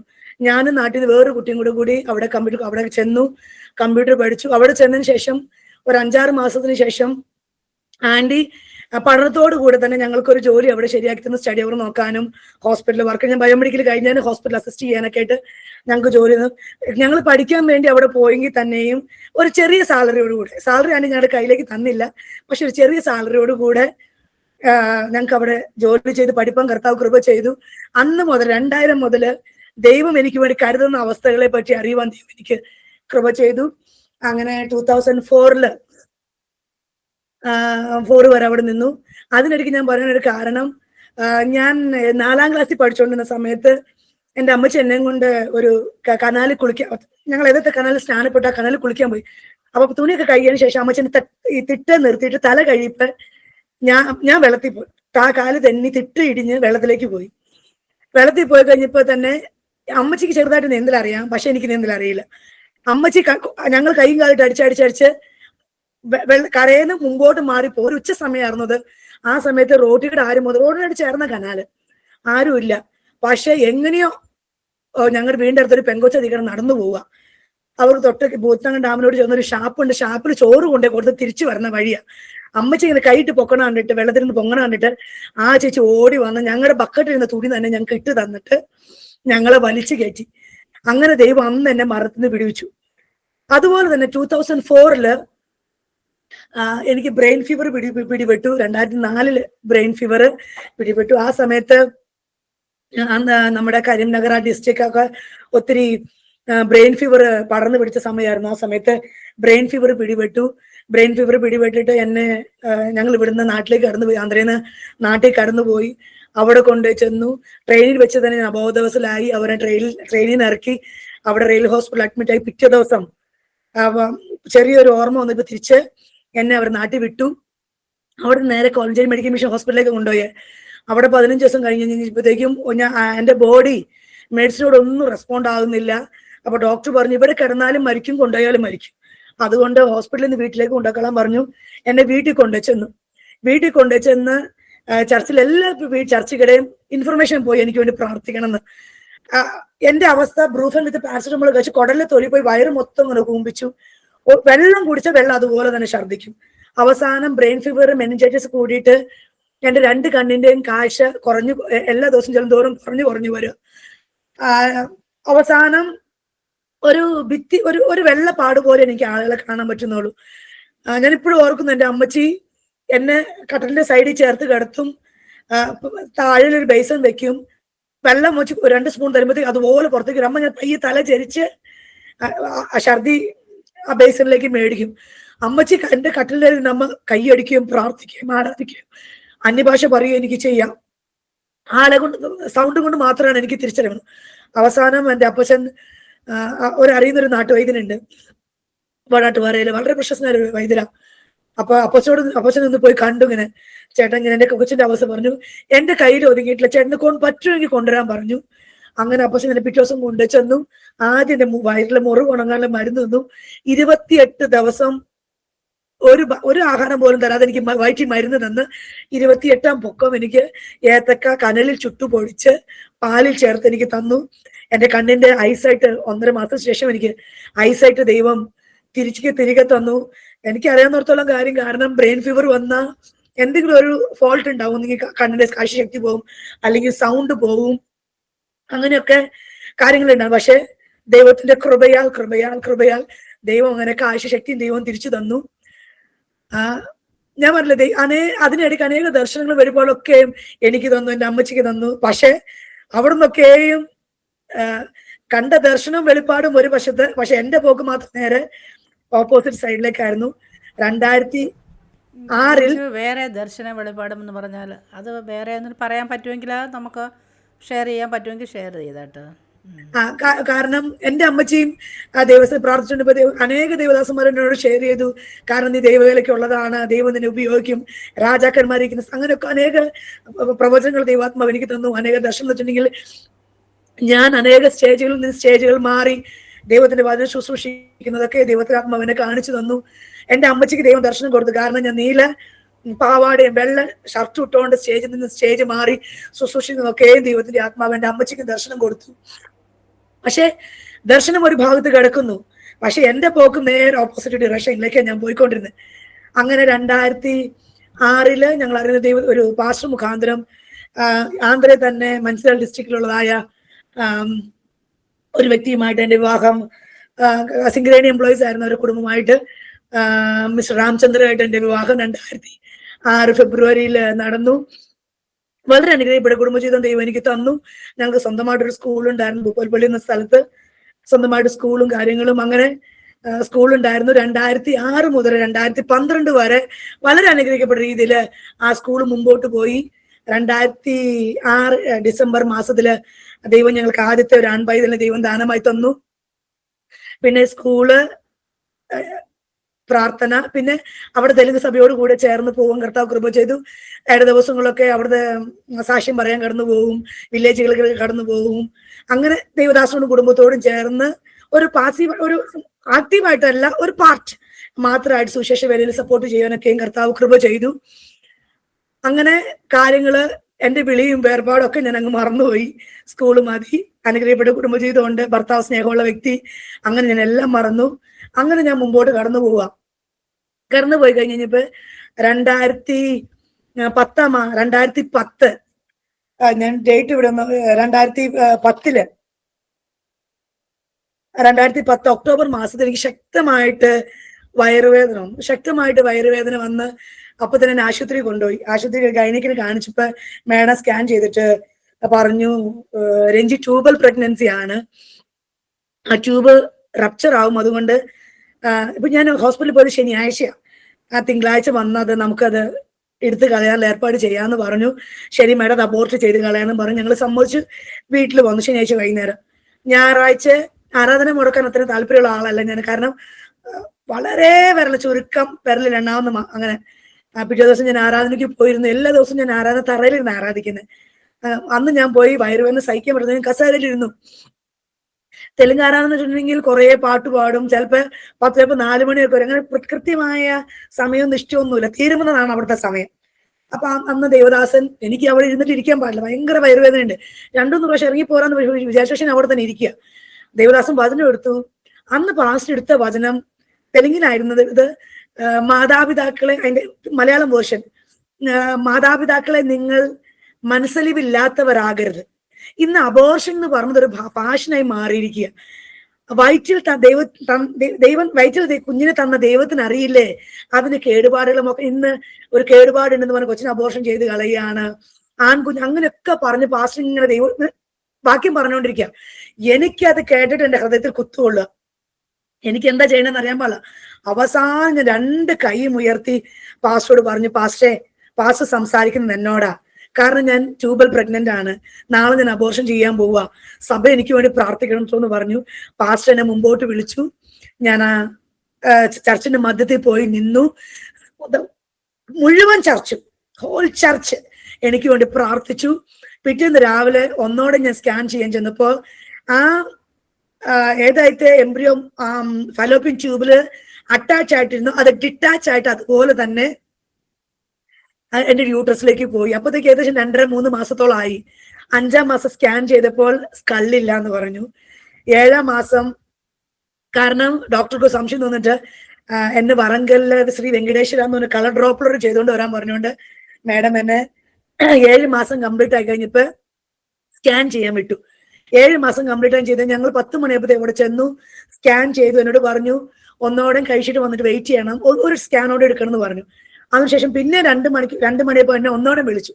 2 മണിക്ക് ഒന്നോടെ സ്കാൻ ചെയ്ത് കഴിഞ്ഞപ്പോ എന്നോട് ഡോക്ടർ പറഞ്ഞു കൊച്ചിന്റെ വെയിറ്റിന്റെ സ്ഥാനത്ത് അവർ 220 grams വെയിറ്റ് അവർ കളർ സ്കെച്ച് പെന്നും കൊണ്ട് റൗണ്ട് അപ്പ് ചെയ്തിട്ട് എന്നോട് പറഞ്ഞു, ഞാനൊരു എഡ്യൂക്കേറ്റഡ് വുമനാ, സോ എനിക്കറിയാം അത്യാവശ്യം കാര്യങ്ങളെന്ന്. ഒരു 220 gram ആണ് വെയിറ്റ് കാണിക്കുന്നത്. അപ്പൊ സോ ഞാൻ ഡോക്ടറോട് ചോദിച്ചു, ഡോക്ടർ 1220 gram വെയിറ്റ് ആണോ? അപ്പൊ ഡോക്ടർ പറഞ്ഞു, ഇല്ല മാഡം, അതിന് വേണ്ടിയിട്ടാണ് ഞാൻ മാഡത്തോട് വെയിറ്റ് ചെയ്യാൻ പറഞ്ഞത്. Once again I want to get a clarity. അതിന് വേണ്ടിയിട്ടാണ് ഞാൻ വെയിറ്റ് ചെയ്യാൻ പറഞ്ഞത്. അങ്ങനെ 220 gram വെയിറ്റ്. സോ ഇപ്പൊ തന്നെ ചെന്ന് നിങ്ങളുടെ ഗൈനക്കോളജിസ്റ്റ് കാണണം എന്ന് എൻ്റെ അടുത്ത് പറഞ്ഞു. പക്ഷേ ഞാൻ അന്ന് രാത്രി തിരിച്ചു വന്നു. 7 മാസം ആയപ്പോഴാണോ 200? 7 കംപ്ലീറ്റ് ആയിപ്പോ 8 മാസം. ഇനി കൊച്ചിന് ഏകദേശം 1-2 മാസത്തെ വളർച്ചയും കൂടി ഉള്ളൂ ആന്റി. 7 മാസം കംപ്ലീറ്റ് ആയിപ്പോ 220 gram വെയിറ്റ്. എന്നിട്ട് ഞങ്ങൾ തിരിച്ചു വന്നു. കാരണം ഞാൻ എൻ്റെ ചേട്ടായുടെ വീട്ടിൽ ആരും രക്ഷിക്കപ്പെട്ടിട്ടില്ല. അപ്പൊ അവരെല്ലാവരും എന്റെ എഴുത്തമ്മനോട് പറഞ്ഞ കാര്യം, നീ ഇംഗ്ലീഷ് ദൈവത്തെ സേവിക്കാൻ നടന്നിട്ട് ഞങ്ങളുടെ കുടുംബത്തിൽ ആരും അംഗവൈകല്യത്തോടെ ജനിച്ച കുഞ്ഞുങ്ങളില്ല. അതുകൊണ്ട് നീ മുഖാന്തരം ഞങ്ങളുടെ വീട്ടിൽ ആ ഒരു പേരുദോഷം കൂടെ വരുത്തും. അതിനുശേഷം അന്ന് മുതല് എന്റെ കൊച്ചുണ്ടായതിനു ശേഷമാണ് അവരെന്നെ കാണാൻ വന്നത്. കാരണം അവർക്ക് പേടി, അവര് പറഞ്ഞ വാക്ക് ഞാൻ അനുസരിക്കാതിരുന്നത് കൊണ്ട് അവർക്ക് എന്നോട് വെറുപ്പ്. അങ്ങനെ പറഞ്ഞു. എന്റെ അമ്മച്ചിയുടെ അനിയത്തി നേഴ്സാണ്. എൻ്റെ അമ്മച്ചിയുടെ അനിയത്തിയുടെ ഹസ്ബൻഡ് ഒരു മലപ്പുറത്ത് അൽഷിഫ ഹോസ്പിറ്റലിലെ OT സ്റ്റാഫായിരുന്നു. അപ്പൊ ഈ സ്കാനിന്റെ പേപ്പറൊക്കെ ഞാൻ അവർക്ക് പറഞ്ഞിട്ട് അവർ പറഞ്ഞത്, മോനെ അത് വെറും വെള്ളമായിരിക്കും, ഇത് കൊണ്ട് അബോർഷൻ ചെയ്ത് കളാ എന്നൊക്കെ പറഞ്ഞു. പക്ഷെ എന്റെ ഈ വെർഷൻ അവർക്ക് ആർക്കും മനസ്സിലാകുന്നില്ല. കാരണം ഞാൻ ദൈവത്തിന്റെ വാക്ക് കേട്ട എന്റെ കുഞ്ഞിനെ ഞാൻ ഉദരത്തിൽ വഹിക്കുന്നുള്ള വാക്ക് ആർക്കും അത് ഡൈജസ്റ്റ് ആവുന്നില്ല. കാരണം ഞാൻ കേട്ടതൊന്ന് നാച്ചുറൽ ആയിട്ട് സംഭവിക്കുന്നത് വേറൊന്ന്. അങ്ങനെ അവരെന്റെ അടുത്ത് പറഞ്ഞു. അന്ന് രാത്രി മുഴുവൻ ഞാൻ ദൈവസന്നിധിയിൽ പ്രാർത്ഥിച്ചു, കരഞ്ഞു. കർത്താവിനോട് ഒന്ന് പറഞ്ഞു, കർത്താവേ, ശനിയാഴ്ച വൈകുന്നേരം ഞാൻ പേപ്പർ കൊണ്ടുപോയി ഡോക്ടറെ കാണിച്ചു. ഡോക്ടറിനോട് പറഞ്ഞു നാളെ രാവിലെ അബോർഷൻ ചെയ്യാൻ വരാൻ പറഞ്ഞു. കാരണം മൂത്ത മോനെയും കാണിച്ചത് ആ ഡോക്ടർ തന്നെയാ. അപ്പൊ എൻ്റെ അടുത്ത് പറഞ്ഞു നാളെ വന്ന് അബോർഷൻ ചെയ്യാൻ വരാൻ പറഞ്ഞു. ഞാൻ അന്ന് രാത്രി ചെന്നു. അന്ന് രാത്രി ഞാൻ കടന്നുറങ്ങി. രാത്രി മുഴുവൻ ഞാൻ ദൈവസന്നിധിയിൽ കരഞ്ഞു. ദൈവത്തോട് ചോദിച്ചു, കർത്താവേ, നാളെ പോയി അബോർഷൻ ചെയ്താൽ എന്റെ ദൈവത്തിന്റെ നാമത്തിന് അപമാന. കാരണം ഞാനൊരു ഞങ്ങൾക്ക് സ്വന്തം സ്കൂളുണ്ട്. എല്ലാ ആളുകൾക്കും ഓൾമോസ്റ്റ് ചോദിച്ചവർ എല്ലാവരോടും ഞാൻ പറഞ്ഞ കാര്യം, എന്റെ അയൽക്കാർക്ക്, എന്റെ വീട്ടുകാർക്ക് എല്ലാവർക്കും ഞാൻ അറിയാം. ഡോക്ടർ ഒരു ബുദ്ധിമുട്ടുണ്ടെന്ന് പറഞ്ഞിട്ട് പോലും ഞാൻ ആ കുഞ്ഞിനെ വായിക്കുന്ന കാര്യമാണ്. ഇനി നാളെ പോയി ഇങ്ങനെ അബോർഷൻ ചെയ്ത ദൈവത്തിന്റെ നാമത്തിന് അപമാന. ദൈവം എനിക്ക് ഇവിടെ അത്ഭുതം ചെയ്തേ മതിയാകുള്ളൂ. ദിവസം ഒത്തിരി ഞാൻ കരഞ്ഞു. പിറ്റേന്ന് രാവിലെ 7 മണിയായപ്പോഴത്തേക്ക് ഞാൻ ഹോസ്പിറ്റലിൽ പോയിരുന്നു. ഹോസ്പിറ്റലിൽ വന്നപ്പോൾ ഡോക്ടർ 3ാമത്തെ നിലയിൽ തന്നെ താമസിക്കുന്നത്. അപ്പൊ അവിടുന്ന് നേഴ്സ് പോയി പറഞ്ഞു, ഇങ്ങനെ രഞ്ജി ടീച്ചർ വന്നിട്ടുണ്ടെന്ന് പറഞ്ഞു. അപ്പൊ മാഡം പറഞ്ഞു അവരോട് 11 മണിക്ക് ശേഷം വരാൻ മരുന്ന് വെക്കാനാന്ന് പറഞ്ഞു. അപ്പൊ ഞാൻ പറഞ്ഞു, ഞാൻ മരുന്ന് വെക്കാൻ വന്നതല്ല, വീണ്ടും ഒന്നോടെ സ്കാൻ ചെയ്യാൻ വന്നത്. അപ്പൊ ഈ ലോക്കൽ ഹോസ്പിറ്റലിൽ ഇരിക്കുന്നത് സ്കാനിങ്ങിന്റെ മെഷീൻ എന്ന് വെച്ചിട്ടുണ്ടെങ്കിൽ അത് കളർ ഡ്രോപ്ലർ അല്ല, സാധാ ഒരു scanning machine, black and white. അങ്ങനെ അവരെന്റെ അടുത്ത് പറഞ്ഞു. അപ്പൊ ഞാൻ ഡോക്ടറോട് പറഞ്ഞു, ഞാനത് അബോർഷൻ ചെയ്യാൻ വേണ്ടിയിട്ട് വന്നതല്ല, സ്കാൻ ചെയ്യാൻ വേണ്ടി വന്നതാന്ന്. അപ്പൊ മാഡം പറഞ്ഞു, ആ മാഡത്തിനോട് എന്തോരം പറഞ്ഞാലും മനസ്സിലാവൂല, അവർ ദൈവം പറഞ്ഞു എന്നും പറഞ്ഞുകൊണ്ട് പിന്നെയും എന്നെ ബുദ്ധിമുട്ടിക്കാന്ന് പറഞ്ഞ് ആ നേഴ്സിന്റെ അടുത്ത് കുറെ ഒച്ചപ്പാടുണ്ടാക്കി എൻ്റെ അടുത്ത് നേഴ്സിന്റെ അടുത്ത് വന്ന് പറഞ്ഞു. അതിനുശേഷം ഞാൻ 11 മണി വരെ വെയിറ്റ് ചെയ്തു. ഡോക്ടർ കുളിച്ചിട്ടൊക്കെ താഴെ വന്നു എന്നോട് സ്കാൻ ചെയ്യാൻ കയറി കിടക്കാൻ പറഞ്ഞു. സ്കാൻ ചെയ്തുകൊണ്ട് ഇരുന്ന സമയത്ത് തന്നെ എനിക്ക് കാണാം ഡോക്ടർ കണ്ണട പൊക്കിയിട്ട് കണ്ണുനീര് തുടയ്ക്കുന്ന എനിക്ക് കാണാം. അപ്പൊ ഞാൻ മാഡത്തിനോട് ചോദിച്ചു, എന്താ മാഡം പറ്റിയെന്ന് വെച്ചപ്പോൾ മാഡം എന്നോട് പറഞ്ഞു, മാഡം അബോർഷൻ ചെയ്യേണ്ട, കാരണം കൊച്ചിന് ഇന്ന് ഈ സമയം വരെ എത്ര വെയിറ്റ് ആണോ വേണ്ടത് അത്രയും വെയിറ്റ് മാഡത്തിന്റെ കൊച്ചിനുണ്ട്, അതുകൊണ്ട് മാഡം അബോർഷൻ ചെയ്യണ്ടെന്ന് പറഞ്ഞു. അങ്ങനെ 2011 മെയ് മാസം 21-ാം തീയതി ദൈവം അനുഗ്രഹിക്കപ്പെട്ട ഒരു പൈതലിനെ ദൈവം എനിക്ക് ദാനമായിട്ട് തന്നു. സ്കള്ളില്ല എന്ന് പറഞ്ഞു. അങ്ങനെയൊക്കെ പറഞ്ഞ് മോന് ഇപ്പോ 9ാം ക്ലാസ്സിൽ പഠിച്ചുകൊണ്ടിരിക്കുന്നു. ഞാൻ പറഞ്ഞില്ലേ, എന്റെ വീട്ടുകാരൊക്കെ എന്നോട് പറഞ്ഞു, മന്ദബുദ്ധിയായിട്ട് കൊച്ചിനെ ആയിരിക്കും, അംഗവൈകല്യമുള്ള കൊച്ചിനെ ആയിരിക്കും നിനക്ക് കിട്ടണമെന്നൊക്കെ പറഞ്ഞ സ്ഥാനത്തും ഇന്നും വളരെ എന്താ പറയണത്, മാത്സിന് അവൻ എക്സ്പേർട്ടാ. ഫുൾ മാർക്സ് അവന് മാത്സിന് കിട്ടും. ദൈവം അത്രത്തോളം മാനിപ്പാൻ സ്വർഗത്തിലെ ദൈവത്തിന് തിരുമനസ്സായി. നമ്മുടെ ചിന്തകളോ നമ്മുടെ വിചാരങ്ങളോ നമ്മുടേതായ ഊഹപോഹങ്ങളോ ഒന്നും അല്ല ദൈവസന്നിധിയിൽ വില പോകുന്നത്. കാരണം ദൈവം ഒരു വ്യക്തിക്ക് ജീവിതത്തിൽ ഒരു അത്ഭുതം ചെയ്യാൻ ദൈവം തീരുമാനിച്ചാൽ ദൈവം അത് അങ്ങനെ തന്നെ ചെയ്യും എന്നുള്ളതിന്റെ ഉത്തമ ഉദാഹരണമാണ് എൻ്റെ മോന്. അങ്ങനെ ദൈവം ഞങ്ങൾക്ക് അനുഗ്രഹപ്പെട്ടൊരു 2 ആൺകുഞ്ഞുങ്ങളെ ദൈവം ഞങ്ങൾക്ക് തന്നു. അങ്ങനെ 2013 അവസാനമായപ്പോഴത്തേക്കും കുറെ കോർപ്പറേറ്റ് സ്കൂളൊക്കെ വന്നതുകൊണ്ട് ഞങ്ങൾ സ്കൂള് വിൽക്കാൻ തീരുമാനിച്ചു. അങ്ങനെ ഞങ്ങളുടെ സ്കൂള് വിറ്റു. അങ്ങനെയാണ് ഞങ്ങൾ ഹൈദരാബാദിലേക്ക് വരാൻ തന്നെ ഉള്ള കാരണം. 2013 ഞങ്ങളുടെ സ്കൂള് വിറ്റു. സ്കൂള് വിറ്റ പൈസ ചേട്ടായി കൊണ്ടുപോയി വേറൊരു ഹോസ്പിറ്റൽ പാർക്കിങ്ങിന് വേണ്ടി കൊടുത്തു. പക്ഷെ ആ പൈസ കൊടുത്ത വ്യക്തി പുള്ളി അവിടുന്ന് പൈസ തിരിച്ചു തരാണ്ട് ആ വ്യക്തി പോയി. അങ്ങനെ ഞങ്ങൾ ഹൈദരാബാദിൽ സ്റ്റക്കായിപ്പോയി. ഞാൻ രണ്ട് ഡ്രസ്സും കൊണ്ടാണ് ഞങ്ങൾ ഹൈദരാബാദിൽ വന്നത്. ഞങ്ങളുടെ സാധനങ്ങളെല്ലാം ഞങ്ങൾ ഭൂപ്പൽപ്പള്ളി തന്നെ ഇട്ടു. അത് തിരിച്ചു പോവാനോ അത് എടുക്കാനോ ഒരു അവകാശം ഞങ്ങൾക്ക് കിട്ടിയില്ല. ലക്ഷക്കണക്കിന് സാധനങ്ങൾ ഞങ്ങൾക്ക് അവിടെ തന്നെ നഷ്ടമായി പോയി. ഇവിടെ വന്നു, ജോലിയില്ല, ജോലി അന്വേഷിക്കണം, 2 കുഞ്ഞുങ്ങളുണ്ട്, വീട് വാടകയ്ക്ക് എടുക്കണം, എന്താ ചെയ്യേണ്ടതെന്ന് ഒന്നും അറിയാത്ത സ്ഥാനത്തൊക്കെയും ദൈവം അത്ഭുതകരമായ ചില വ്യക്തികൾ കൂടെയൊക്കെയും അഡ്വാൻസ് കൊടുക്കാനുള്ള പൈസയും വീടൊക്കെ അതൊക്കെ ഞാൻ വിശദീകരിച്ച് പറഞ്ഞു. ഒത്തിരി സമയമാവും. അതുകൊണ്ട് അങ്ങനെയൊക്കെ ദൈവം ഒരു അവസരങ്ങൾ തന്നു. പിന്നെ ഞാൻ ഇവിടെ ഒരു ദൈവം ചെയ്ത അത്ഭുതങ്ങൾ പറയാൻ പറ്റുന്നതൊക്കെ പറഞ്ഞു. ഞങ്ങൾ അങ്ങനെ ഞങ്ങൾക്ക് വീടിന് അഡ്വാൻസ് കൊടുക്കണമായിരുന്നു. അതുവരെ ചേട്ടയുടെ കൂട്ടുകാരന്റെ വീട്ടിൽ ഞങ്ങൾ താമസിച്ചു. വീടിന് അഡ്വാൻസ് കൊടുക്കണമായിരുന്നു. അതിനു മുമ്പ് ഞങ്ങൾ വന്ന ആഴ്ച തന്നെ ഞങ്ങൾക്ക് ചർച്ചിൽ പോകണം. ചർച്ചിൽ പോകാൻ ഞങ്ങൾക്ക് അറിയില്ല. അപ്പൊ ഞാൻ ചേട്ടായോട് പറഞ്ഞു, ചേട്ടാ എങ്ങനെയെങ്കിലും നമുക്ക് ചർച്ചിൽ ചെല്ലണം, നമുക്ക് പോവാന്ന് പറഞ്ഞു. കൂട്ടുകാരന്റെ കാറുണ്ടായിരുന്നു. ചേട്ടായി കാർ എടുത്തോണ്ട് ഞങ്ങൾ കാറിന് പുറകോട്ട് ഞങ്ങളിങ്ങനെ ഇറങ്ങി വരിക. ഇറങ്ങി വന്നു കഴിഞ്ഞപ്പോ വെള്ളയിട്ട് ഒരു പെങ്കൊച്ച് നിൽക്കുക. അപ്പൊ ഞാൻ പയ്യെ കാറൊന്ന് സ്ലോ ചെയ്യാൻ പറഞ്ഞു. കാറ് സ്ലോ ചെയ്തപ്പോ ആ പെങ്കൊച്ചിന് കമ്മലും മാലയൊന്നുമില്ല. അപ്പൊ ഞാൻ പറഞ്ഞു, ചേട്ടാ ഇത് പെന്തക്കോസ്ത ആരാധന തന്നെയുള്ള കൊച്ചാന്ന് പറഞ്ഞു. അത്യാവശ്യം തെലുങ്കൊക്കെ അറിയാം. അപ്പൊ ഞാൻ ചോദിച്ചു, മോളെ നിങ്ങൾ എവിടെയാ പോണെന്ന് പറഞ്ഞു. ആന്റി ഞങ്ങൾ തെലുങ്ക് ചർച്ചിലാ പോണേ. ചർച്ചിന്റെ പേരെന്നാന്ന് ഇപ്പൊ പറഞ്ഞു. ഫിലദൽഫിയാന്ന് മാത്രം അവർ എൻ്റെ അടുത്ത് പറഞ്ഞു. ഫിലദൽഫിയെന്ന് മാത്രം എൻ്റെ അടുത്ത് പറഞ്ഞു കഴിഞ്ഞപ്പോ ഞാൻ എന്തായാലും ആ പെങ്കൊച്ചിനെ കാറിൽ കയറ്റി ഞങ്ങൾ അവിടെ ചെന്ന് ആരാധന കഴിഞ്ഞ് ഞങ്ങൾ പുറത്തേക്ക് ഇറങ്ങി വന്നു കഴിഞ്ഞപ്പോ നൈറ്റ് ഇട്ടുണ്ട് ഒരു ആന്റി പുറമെ നിൽക്കുക. അപ്പൊ എനിക്ക് തോന്നിയത് മലയാളിയാണല്ലോ എന്ന് ഓർത്തു. ഒറ്റ കോമ്പൗണ്ടാ. ചെന്ന് സംസാരിച്ചപ്പോ അത് IPCയുടെ തന്നെ സെക്കൻഡറാബാദിന്റെ IPCയുടെ ചർച്ച തന്നെയാണ്. ആ ഒരാഴ്ച ഞങ്ങൾ തെലുങ്ക് ചർച്ചിൽ പോയി. പിറ്റേ ആഴ്ച മുതൽ ഞങ്ങള് മലയാളം ചർച്ചിൽ പോകാൻ ദൈവം കൃപ ചെയ്തു. ആ ചർച്ചിൽ വരുന്ന ഒരു ആന്റി മുഖാന്തരം ഞങ്ങൾക്ക് ഒരു ചിട്ടി പിടിച്ച് ഒരു ശുവർച്ച ഇല്ലാണ്ട് തന്നെ ആ ആന്റിയുടെ കെയർ ഓഫിൽ, ചേച്ചിയുടെ കെയർ ഓഫിൽ തന്നെ ഞങ്ങൾക്ക് ചിട്ടി വിളിച്ച് തന്നു. വീടിന് അഡ്വാൻസ് കൊടുത്തു. പിന്നെയും ജീവിതം ഒന്നേന്ന് മുതൽ തുടങ്ങുവാണ് ഹൈദരാബാദില്. ഞാൻ പറഞ്ഞില്ലേ, ദർശനം ഒരു ഭാഗത്ത്, ദൈവത്തിന്റെ ആലോചന ഒരു ഭാഗത്ത്, എന്റെ ജീവിതം മുഴുവൻ നേരെ ഓപ്പോസിറ്റ് ഡയറക്ഷനിലാണ്. അങ്ങനെ പിന്നെയും ഒരു സ്കൂളിൽ ജോയിൻ ചെയ്തു. ആ സാലറി കിട്ടി. പിള്ളേരെ ജോയിൻ ചെയ്യിപ്പിച്ചു. ഇളയ മോൻ ചെറുതന്ന് 2 വയസ്സുള്ളൂ. അപ്പൊ അവനെയും കൊണ്ടുവരാൻ പറഞ്ഞു. സാധാരണ പ്രിൻസിപ്പൽമാരും ടീച്ചർമാർ ജോലി ചെയ്യുമ്പോൾ പിള്ളേരെ നോക്കി തരൂല.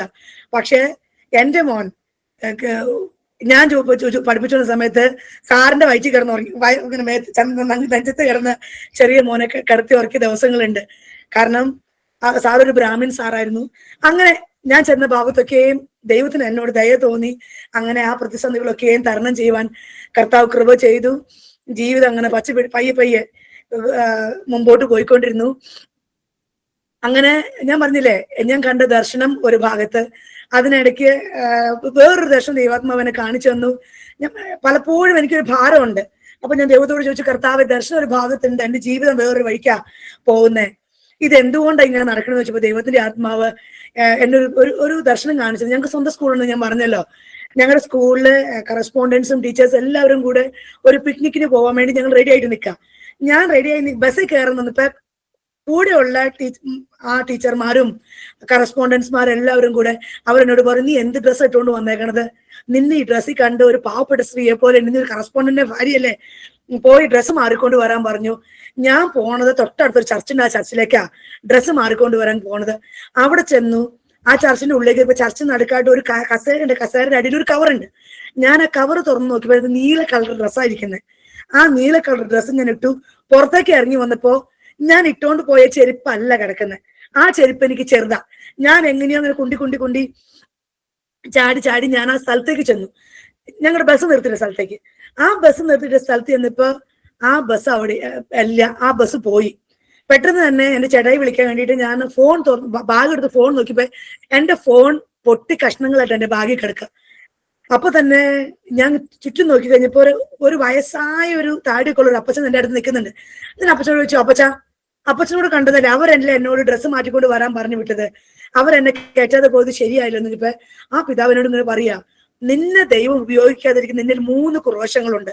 ഒന്ന്, നീ അണിഞ്ഞിരിക്കുന്ന വസ്ത്രം മാറി കൃപാവരമാവുന്ന വസ്ത്രം ധരിക്കുക. 2, നീ കൃപാവരമായ വസ്ത്രം തന്നെ നിന്റെ ചെരുപ്പ് നിനക്ക് മതിയാകാതെ വരും, നീ അതിന് ഭാഗമായി ചെരുപ്പിടുക.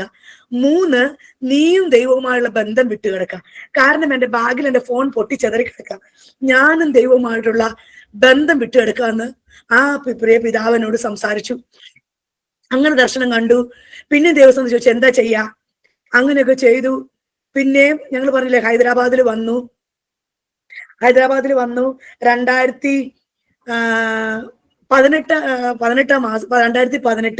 സെപ്റ്റംബർ മാസം മൊത്തം ആദ്യ മാസം മുതൽ വളരെ ബുദ്ധിമുട്ട്, ഹൃദയത്തിന് ഭയങ്കര ഭാരം. സ്കൂള് പോകുന്നു, ചേട്ടായി ജോലി, അതിനിടയ്ക്ക് ചേട്ടായി ബിസിനസ്സിന് വേണ്ടിയിട്ട് ബാംഗ്ലൂർ പോയി, ബിസിനസ്സിന് കുറെ പൈസയൊക്കെ അവിടുന്ന് ഇവിടുന്ന് കടം മേടിച്ചത് എസ്റ്റാബ്ലിഷ് ചെയ്തു, പൈസ കൊടുത്തു. ആ സമയത്ത് നോട്ട് നിരോധനം വന്നു, വെറും കൈയോടെ കടത്തോടുകൂടി തിരിച്ചു വന്നു, ചേട്ടായി വീട്ടിലിരിക്കുന്നു. അങ്ങനെ പറഞ്ഞ എല്ലാം കൊണ്ടും തകർന്ന ഒരവസ്ഥ. അന്നേരം ഞാൻ ചേട്ടയോട് പറഞ്ഞു, ദൈവത്തിന്റെ ആലോചന എന്റെ മേലുണ്ട് ചേട്ടായി, നമ്മളിങ്ങനെ, കാരണം ഒരു വശത്തെ ദൈവത്തിന്റെ ആത്മാവ് എന്നോട് എപ്പോഴും എന്നെ പ്രിക്ക് ചെയ്തുകൊണ്ടിരിക്കുന്ന ഒരു കാര്യമാണിത് ദൈവത്തിന് മേല്. അന്ന് ഞാൻ ആ മാസം മുഴുവൻ സങ്കടമായിട്ടിരുന്നു. 2018 സെപ്റ്റംബർ മാസം 15-ാം തീയതി ഞാന് 15-ാം തീയതി ശനിയാഴ്ച ഒത്തിരി ദിവസം കരഞ്ഞു, കർത്താവേ എന്നിൽ മേലുള്ള അനേക ദർശനങ്ങളും വെളിപ്പാടുകളും ഉണ്ട്, അതൊക്കെ നീങ്ങിപ്പോയോ? ഞാൻ ദൈവത്തോട് ഇങ്ങനെ ചോദിച്ചത്. ഒരു ഏലിയുടെ മക്കൾ ആ സ്ഥാനത്ത് വിശ്വസ്തരാവാതെ വന്നപ്പോഴാണ് അവിടെ ദൈവം ഒരു ശമൂവേലിനെ ദൈവം എഴുന്നേൽപ്പിച്ചത്. അങ്ങനെയെങ്കിൽ എന്റെ മേലുള്ളതായ ദൈവത്തിന്റെ വാഗ്ദത്തം നീങ്ങിപ്പോയോ എന്നൊക്കെ ഞാൻ ദിവസം രാത്രി മുഴുവൻ കരഞ്ഞു. രാവിലെ ഞാൻ ദൈവത്തോട് പറഞ്ഞു, കർത്താവ് ദൈവത്തിന്റെ ആത്മാവ് എന്നോട് ഹൃദയമായി സംസാരിക്കുന്നത് പറഞ്ഞു. ഞങ്ങൾക്ക് ചർച്ച രാവിലെ 7:30 മണിക്കാണ്. ഞാൻ രാവിലെ സെപ്റ്റംബർ മാസം 18-ാം തീയതി രാവിലെ ഞാൻ ആരാധനയ്ക്ക് പോയിരുന്നു. നിറഞ്ഞ കണ്ണുകളോട് പോയി ദൈവത്തിന്റെ പോയിരിക്കുന്നത്. അങ്ങനെ പറഞ്ഞു. പാസ്റ്റർ എടുത്ത വാക്യം എന്ന് പറഞ്ഞിട്ടുണ്ടെങ്കിൽ യോന പ്രവാചകന്റെ പുസ്തകത്തിലെ പാസ്റ്റർ എടുത്തത്. പാസ്റ്റർ പ്രകാരം പറഞ്ഞു, ഒരു യോനയെ ദൈവം വിളിച്ചത് നിനവേലേക്ക് പോയി പ്രസംഗിക്കാനാ, പക്ഷെ യോന കേറിയത് തർശീശിലേക്കുള്ള യാത്രയ്ക്ക് വേണ്ടിയിട്ടാ. പക്ഷെ ആ കപ്പല് തർശീശ് തുറമുഖം എത്താൻ ദൈവം അനുവദിച്ചില്ല. അതിനു മുമ്പ് ആ പടകിന് നേരെ കാറ്റും കോളും ആഞ്ഞടിച്ചു. യോനയെ അവർ എടുത്തിട്ടു, മത്സ്യം വിഴുങ്ങി അവന് നിലവേൽ കൊണ്ടുപോയി ഛർദ്ദിച്ചു. നിന്റെ ജീവിതത്തിന് നേരെയും ഒരു കാറ്റും കോളും അടിക്കാൻ പോവാ. പക്ഷെ ആ കാറ്റും കോളും അടിക്കുന്നത് നിന്നെ നശിപ്പിക്കുന്നതിന് വേണ്ടിയിട്ടല്ല. ഒരു യോന പ്രസംഗിച്ചപ്പോൾ ഏകദേശം 1,00,000 ചില്ലുവാനും പേര് മാനസാന്തരപ്പെട്ടു എന്ന് ദൈവത്തിന് വചനം പറയുന്നത്. അത് കാരണം ഒരു പ്രസംഗത്തില് ഇത്രയും അധികം ആളുകൾ രക്ഷിക്കപ്പെട്ട ഒരു സംഭവം വേറെ ബൈബിൾ കാണുന്നില്ല. അങ്ങനെയെങ്കിൽ ഒരു യോനയെ പോലെ നിന്നെ ആക്കി മാറ്റുന്നതിന് വേണ്ടിയിട്ടാണ് നിന്റെ ജീവിതത്തിന് മേലെ ഒരു കാറ്റും കോളും അടിക്കാൻ പോവാന്ന് പാസ്റ്റർ ഇങ്ങനെ പറഞ്ഞു. അന്നേരം എനിക്കൊന്നും മനസ്സിലാവുന്നില്ല. ഓക്കെ, യോന ശരിയാ, കാരണം ഒരു യോനയെ പോലെ ഞാൻ യാത്ര ചെയ്യുന്നതൊക്കെ ശരിയാ എന്നൊക്കെ പറഞ്ഞു. എന്നിട്ടും എനിക്ക് ക്ലാരിറ്റി ഇല്ലാത്തൊരു വിഷയം എന്ന് വെച്ചിട്ടുണ്ടെങ്കിൽ എന്റെ മേലുള്ള ദർശനം നീങ്ങിപ്പോയോ എന്നുള്ളതാ.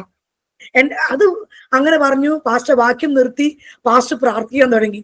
പ്രാർത്ഥിക്കാൻ നിർത്തി പിന്നെ ഞാൻ ദിവസം തല കുനിച്ചു, കർത്താവേ എനിക്ക് ആ വിഷയത്തിൽ ക്ലാരിറ്റി വേണമെന്ന് പറഞ്ഞു. പാസ്റ്റർ പ്രാർത്ഥിച്ച് വാക്യം അവസാനം പാസ്റ്റർ പ്രാർത്ഥിച്ച് പിന്നെയും പാസ്റ്റർ കണ്ണു വന്നിട്ട് പറഞ്ഞു, ഒരു വാക്യം കൂടെ വായിക്കാതെ എന്റെ ഈ ദൂതിന്റെ അവസാനം ആവില്ല എന്നും പറഞ്ഞുകൊണ്ട് പാസ്റ്റർ എടുത്ത് വായിക്കാൻ പറഞ്ഞത് ഹബക്കൂക്കിന്റെ പുസ്തകം 2-ാം അധ്യായം 3-ാം വാക്യ. ദർശനത്തിന് സമയം വെച്ചിരിക്കുന്നു. ആ വാക്യം എടുത്തതും വായിച്ചതും ഞാൻ തന്നെ ചർച്ചില്. ദർശനത്തിന് അവധി വെച്ചിരിക്കുന്നു, അത് സമാപ്തിയിലേക്ക് ബന്ധപ്പെടുന്നു, അത് വൈകിയാലും വരും, താമസിക്കുകയുമില്ല, അതിനായി കാത്തിരിക്കുക. പക്ഷെ ആ വാക്യം വായിച്ച് മുഷിപ്പിക്കാൻ എനിക്ക് ഇടവന്നില്ല. അപ്പത്തേക്ക് ഞാനാണ് പൊട്ടിക്കരഞ്ഞു. ഒരു ഭ്രാന്തിയെ പോലെ ഞാൻ അന്ന് ദേവസ്ഥയിൽ നിന്ന് കരഞ്ഞു. ഞാൻ വീട്ടിൽ തിരിച്ചു വന്നു. ചേട്ടാ ഞങ്ങളോട് ആരാധിക്ക് വരില്ല, കാരണം ചേട്ടയ്ക്ക് മലയാളം അധികം മനസ്സിലാവില്ല. അതുകൊണ്ട് പിള്ളേരെ സൺഡേ സ്കൂളിലുള്ളവരെ ഞങ്ങൾ സെക്കൻഡറാബാദ് ചർച്ചിൽ പോകും. വീട്ടിൽ ചെന്ന തൊട്ടടുത്തൊരു തെലുങ്ക് ചർച്ചിൽ ഞാനും ചേട്ടായും പിള്ളേരെ വീട്ടിലെടുത്തിട്ട് ഞങ്ങൾ തെലുങ്ക് ചർച്ചിലേക്ക് പോകും. ഞാൻ മുഖമൊക്കെ ഇത് ദേഷ്യപ്പെട്ടുകൊണ്ട് ആ സ്റ്റെപ്പ് മുകളിൽ 2-ാം നില താമസിക്കുന്നത് കയറി ചെല്ലുമ്പോ ചേട്ടൻ ഞങ്ങളെ നോക്കി നമ്മുടെ ബാൽക്കണി തന്നെ ഇങ്ങനെ താഴ്ചക്ക് നോക്കിക്കൊണ്ട് നിൽക്കും. ഞങ്ങൾ ചെല്ലുന്ന സമയമാകുമ്പോഴത്തേക്കും നോക്കിക്കൊണ്ട് നിൽക്കുക. ചെന്ന വഴി എന്നോട് പറഞ്ഞു, ചേട്ടായി ഒന്നെങ്കിൽ ചേട്ടായി ജോലിക്ക് പോകും, അല്ലെങ്കിൽ ഞാൻ ജോലി രാജിക്കാൻ പോകാം. എനിക്ക് വയ്യ, ഈ ഹൃദയത്തിന്റെ ഭാരവും പേറിക്കൊണ്ട് ജീവിക്കാൻ എന്നെ കൊണ്ട് വയ്യ എന്ന് പറയുമ്പോൾ ചേട്ടായി പറഞ്ഞു എനിക്ക് വചനം അറിയാൻ പോകണം. ഞാൻ പറഞ്ഞു ചേട്ടായി ബൈബിൾ കോളേജിൽ പോകും, 2 വർഷം സമയം ഞാൻ തരാം, ബൈബിൾ കോളേജിൽ പോയി പഠിക്കുക, അതുവരെ ഞാൻ സ്കൂളിൽ പോകാം, ഞാൻ ചെലവ് നോക്കാം. ചേട്ടായി ബൈബിൾ കോളേജിൽ പോകാൻ പറഞ്ഞു നമുക്കത് ചെയ്യാന്ന് പറഞ്ഞു. അങ്ങനെ ഞങ്ങൾ ആരാധനയ്ക്ക് പോയിട്ട് വന്നു. എല്ലാ ദിവസവും ഞങ്ങൾ സാധാരണ സൺഡേ മാത്രമേ ഞങ്ങൾ വീട്ടിൽ ഒന്നിച്ചുള്ളൂ. ഞായറാഴ്ച സൺഡേ 4 മണിക്ക് ഒരു ചായ ഉണ്ടാക്കിക്കൊണ്ട് ഞങ്ങൾ രണ്ടിങ്ങനെ ഫേസ് ടു ഫേസ് ഇരുന്ന് ഞങ്ങൾ വർത്താനം പറഞ്ഞുകൊണ്ട് ചായ കുടിച്ചിരുന്ന സമയത്ത് പെട്ടെന്ന് ചേട്ടായിയുടെ ഇടത്തെ കൈ കനം കുറഞ്ഞ പോലെ എനിക്ക് തോന്നി. ഞാൻ പറഞ്ഞു ചേട്ടായി എന്താ ഇങ്ങനെ കൈ ഇങ്ങനെ കനം കുറഞ്ഞ വണ്ണം കുറഞ്ഞോടെ പോകുന്നു തോന്നുന്നത് ഇടയിൽ പറഞ്ഞു. കുറെ നാളായി ഞാൻ പറഞ്ഞു എന്റെ ഇടത്തെ കൈയുടെ ചെറുവിരലിന് ഒരു ബലം കുറവ് പോലെ തോന്നുന്നുണ്ട്, അതെന്നാന്ന് എനിക്ക് അറിയില്ല എന്ന് എൻ്റെ അടുത്ത് പറഞ്ഞു. അങ്ങനെ പറഞ്ഞപ്പോ തന്നെ ഞാൻ വേഗം അകത്ത് പോയി നൂലെടുത്തോണ്ട് വന്നു. നൂലെടുത്തപ്പോ 2 കൈ മെഷർ ചെയ്ത് കഴിഞ്ഞപ്പോ അത്യാവശ്യം ഒരു 3-4-5 ഇഞ്ച് ഒരു 5-6 സെന്റിമീറ്ററിന്റെ വ്യത്യാസം 2 കൈയുടെ വണ്ണം നമ്മൾ കാണിക്കുന്നുണ്ട്. ഇത് സംശയം തോന്നി. അപ്പൊ തന്നെ ഞാനത് നാട്ടിലറിയുന്ന ഒരു ഹോമിയോ ഡോക്ടർ ഉണ്ട്, ആ ഡോക്ടർക്ക് അപ്പൊ തന്നെ ഞാനത് ഇട്ട് കൊടുത്തു. ഡോക്ടറിന് ഒരു കാര്യം വോയിസ് ഇട്ടു. സൺഡേ ചിലപ്പോൾ ഡോക്ടർ ഫോൺ എടുക്കില്ല, ഓരോ വോയിസ് ഇട്ടു. ഒരു കുറച്ച് സമയം കഴിഞ്ഞപ്പോൾ ഡോക്ടർ എനിക്കൊരു മെസ്സേജ് തിരിച്ചിട്ടു. ALS എന്ന് പറഞ്ഞിട്ട് കുറെ ക്വസ്റ്റ്യൻ മാർക്ക് ഇട്ടിട്ട് പറഞ്ഞു കൺസൾട്ട് ഇമ്മീഡിയറ്റ്ലി ന്യൂറോ ഫിസിഷ്യൻ എന്ന് എനിക്ക് ഡോക്ടർ ഇട്ട് തന്നു. അപ്പൊ ഈ ALS എന്ന് പറഞ്ഞൊരു വേർഡ് എനിക്ക് നല്ല ഫെമിലിയർ, കാരണം ഞാനൊരു ഹൈസ്കൂൾ ഇംഗ്ലീഷ് ടീച്ചറാ. അപ്പൊ ഞങ്ങളുടെ ഫസ്റ്റ് യൂണിറ്റ് തന്നെ പേഴ്സണാലിറ്റി ഡെവലപ്മെന്റ്, അതിനകത്ത് ബയോഗ്രഫി പഠിക്കുന്നതിൽ സ്റ്റീഫൻ ഹോക്കിൻസിനെ പറ്റി പഠിക്കാനുണ്ട്. കാരണം ഒരു സയന്റിസ്റ്റ് ആണല്ലോ, കോസ്മെറ്റിക് സയന്റിസ്റ്റ് ആണല്ലോ. അപ്പൊ ആ വ്യക്തി ആ സയന്റിസ്റ്റ് വന്നത് ഡിസബിലിറ്റി എന്ന് പറഞ്ഞാൽ ALS ആണ്, അമ്യോട്രോപിക് ലാറ്ററൽ സ്ക്ലിറോസിസ് എന്ന് പറഞ്ഞിട്ട്. അപ്പൊ എനിക്ക് അത്യാവശ്യം ഒരു ഐഡിയ ഒക്കെ ഈ വിഷയത്തെ പറ്റി അറിയാം. അപ്പൊ തന്നെ ഞാൻ ഗൂഗിൾ എടുത്ത് സെർച്ച് ഒക്കെ ചെയ്തു. പിറ്റേന്ന് തന്നെ നമ്മൾ അറിയുന്ന 2 ചർച്ചിൽ വരുന്ന കുട്ടികളുണ്ട്, നേഴ്സ് പിള്ളേർ, അവരെടുത്ത് വിളിച്ചു പറഞ്ഞു. അങ്ങനെ പിറ്റേ ദിവസം തന്നെ സെപ്റ്റംബർ മാസം പിറ്റേ ദിവസം 17-ാം തീയതി ഞങ്ങള് അപ്പോളോ ന്യൂറോ സയൻസിൽ പോയി. അവിടെ ന്യൂറോ ഫിസിഷ്യൻ ആയിരുന്ന ഡോക്ടർ ദീപികയെ കണ്ടു. അപ്പൊ മേഡവും ചെക്ക് ചെയ്തിട്ട് പറഞ്ഞു. അങ്ങനെ സെപ്റ്റംബർ 17-ാം തീയതി മുതൽ 30-ാം തീയതി വരെ കുറെ ടെസ്റ്റുകൾ, നെർവിനെ സംബന്ധിച്ച കുറെ ടെസ്റ്റുകളൊക്കെ ചെയ്തതിനു ശേഷം ഡോക്ടർ പറഞ്ഞു എൻ്റെ ഹസ്ബൻഡ് ഒരു ALS പേഷ്യന്റ് ആണ്, അല്ലെങ്കിൽ MND മോട്ടോർ നെർവ് ഡിസ്ട്രക്ഷൻ. കാരണം തലച്ചോറിൽ നിന്ന് നമ്മുടെ മസിലുകളിലേക്ക് പോകുന്ന ഞരമ്പുകൾ ദ്രവിച്ചു പോകുന്ന ഒരു അസുഖമാണ്. ഏറ്റവും കൂടിയ ഒരു 6 മാസത്തെ കൂടുതൽ ജീവിക്കില്ല. കാരണം ഓൾറെഡി ഒരു വൺ ഭാഗം മുഴുവനും, ഈ സൈഡ് മുഴുവൻ ഓൾമോസ്റ്റ് അതായിട്ടുണ്ട്. പിന്നെ അതിന്റെ പ്രോഗ്രഷൻ കുറയുന്നതിന് വേണ്ടിയിട്ട് ഒരൊറ്റ ട്രീറ്റ്മെന്റ് ലോകത്തിലുള്ളൂ, അത് റെലൂസോൾ എന്ന് പറഞ്ഞ ടാബ്ലറ്റ്. പിന്നെ ജീന് അത് മാറ്റുന്നൊക്കെ ഉണ്ട്, പക്ഷെ അതിനൊക്കെ ഒത്തിരി കോസ്റ്റ്ലി, അതിന് വിജയ സാധ്യത ഒത്തിരി കുറവാണെന്നാണ് ഞാൻ അറിഞ്ഞത്. റെലൂസോൾ എന്നൊരു ടാബ്ലറ്റ് ഉണ്ട്, അത് ഡോക്ടറുടെ പ്രിസ്ക്രിപ്ഷനും ആധാർ കാർഡും കൊണ്ട് കൊണ്ടുപോയി നമുക്ക് സൺ ഫാർമസ്യൂട്ടിക്കലിന്റെ ഒരു കമ്പനി ഹൈദരാബാദ് കൊമ്പലിലുണ്ട്. അത് സൺ ഫാർമസ്യൂട്ടിക്കൽ ഒരു കസിൻ അങ്ങനെ വന്നാണ്, അത് അവർ പെർമിഷൻ ചോദിച്ചിട്ട് അവരത് തയ്യാർ ചെയ്യുന്നുണ്ട്. ഒരു മെഡിക്കൽ സ്റ്റോറിലും ആ ടാബ്ലറ്റ് അവൈലബിൾ അല്ല, റെലൂസോൾ എന്ന് പറഞ്ഞ ടാബ്ലറ്റ്. അങ്ങനെ ഞങ്ങൾ ചെന്നു, ആ ടാബ്ലറ്റ് മേടിച്ചു. പക്ഷെ നാക്കിലേക്ക് ഇടുമ്പോൾ തന്നെ ദേഹം മുഴുവൻ ഇങ്ങനെ മരവിപ്പാ ചേട്ടാ, ഇങ്ങനെ തരി പോലെ തോന്നുക. 3-4 ദിവസം കഴിച്ചപ്പോൾ ചേട്ടയ്ക്ക് പേടിയായി. ചേട്ടായി പറഞ്ഞു ഒരു പക്ഷെ മരുന്ന് കഴിക്കാതിരുന്നാൽ ഞാൻ കുറച്ച് നാളോടെ ജീവിക്കും, അതുകൊണ്ട് നീ എനിക്ക് മരുന്ന് തരണ്ട, നിനക്ക് പറ്റുമെങ്കിൽ ആയുർവേദം. അങ്ങനെ ഞാൻ നാട്ടിൽ കൊണ്ടുപോയി ആയുർവേദം ചെയ്തു. 2018 സെപ്റ്റംബർ, അങ്ങനെ ആ സമയത്തെ സംഭവമാണ്. പിന്നെ നമ്മൾ വടുതലയിൽ ഒരു ഡോക്ടർ രാഹുലും ഡോക്ടർ ലക്ഷ്മിയും, അവര് എന്താ പറയുക, ഇന്റഗ്രേറ്റഡ് ട്രീറ്റ്മെന്റ് ആണ്. ഈ രോഗം വളരെ റെയർ ആയിട്ടുള്ളതല്ലേ? യെസ് ആൻഡ് യെസ് 10 ലക്ഷത്തിൽ ഒരാൾക്ക് വരുന്ന ഒരു അസുഖമായിരുന്നു അത്. ഞാൻ പറഞ്ഞില്ലേ, ഫോർച്ചുനേറ്റ്ലി അത് എനിക്ക് കിട്ടി. കാരണം ഞാൻ ആ അസുഖത്തിന്റെ കാര്യം കേട്ടപ്പോ തന്നെ ഞാൻ ദിവസം ചോദിച്ചു, കർത്താവ് ഇതെന്താ? കാരണം ഞങ്ങൾ ദിവസം തീരുമാനം പ്രതീക്ഷ എടുത്തു, ദൈവത്തിന്റെ വേലയ്ക്ക് വേണ്ടി ഇറങ്ങാന്ന് തീരുമാനം പ്രതീക്ഷയൊക്കെ എടുത്തു കഴിഞ്ഞപ്പോ പെട്ടെന്ന് ഇതെന്തൊരു ഷോക്കിന്റെ കാര്യം എന്ന് പറഞ്ഞപ്പോ തന്നെ, ഞാൻ ചെറുപ്പത്തിൽ ഒത്തിരി വായിക്കുന്ന ഒരാളായിരുന്നു. അപ്പം പെട്ടെന്ന് ഞാൻ വായിച്ചതായ ഒരു കഥ എനിക്ക് ഓർമ്മ വന്നു. അത് ഇപ്രകാരമാണ്: ഒരു മെന്റലി ഡിസേബിൾഡ് ആയിട്ട് ഒരു കുട്ടിയുടെ മാതാവ് അവരുടെ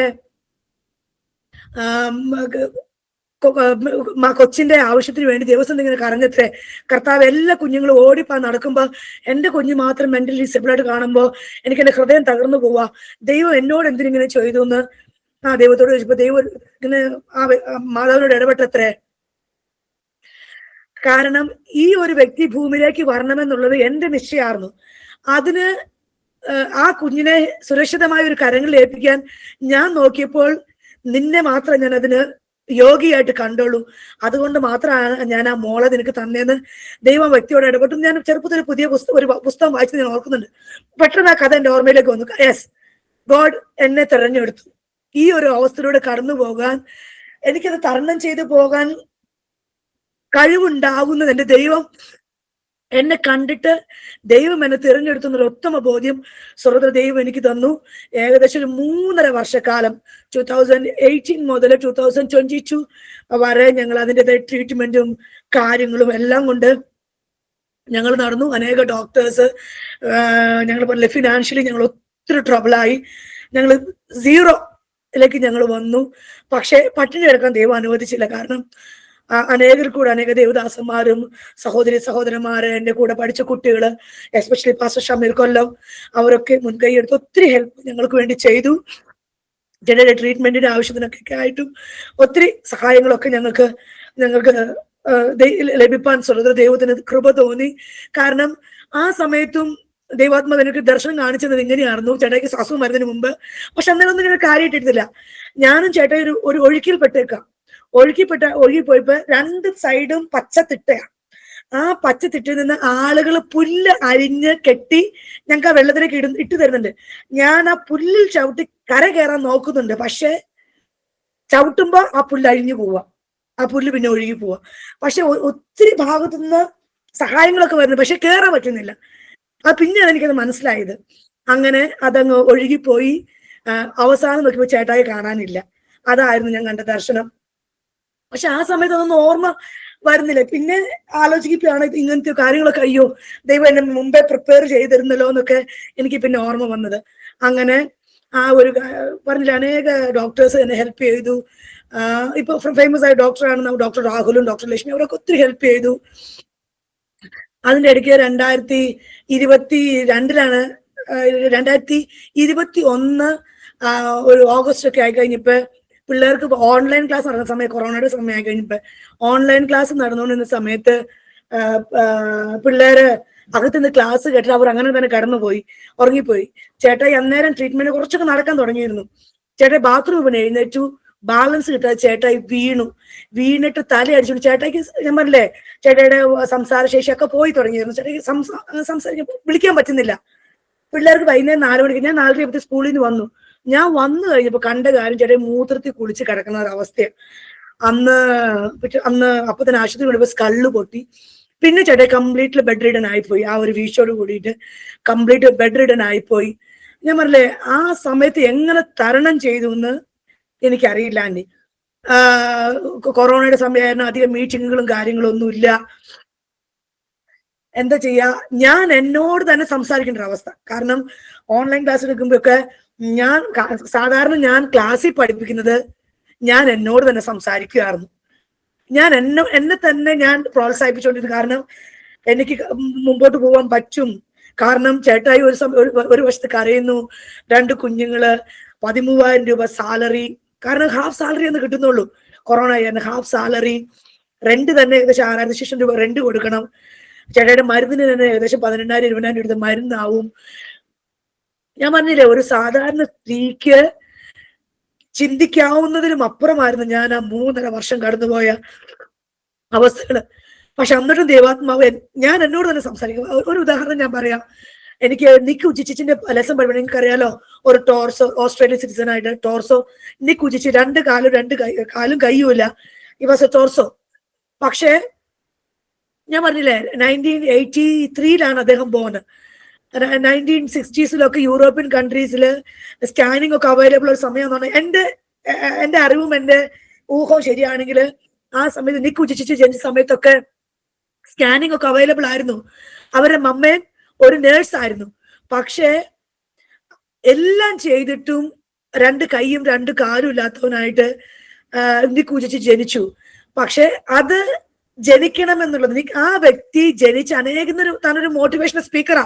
ഏകദേശം 10 ലക്ഷത്തോളം ആളുകളൊക്കെയാണ് തന്റെ ഓരോ മീറ്റിങ്ങിൽ അറ്റൻഡ് ആവുന്നത്.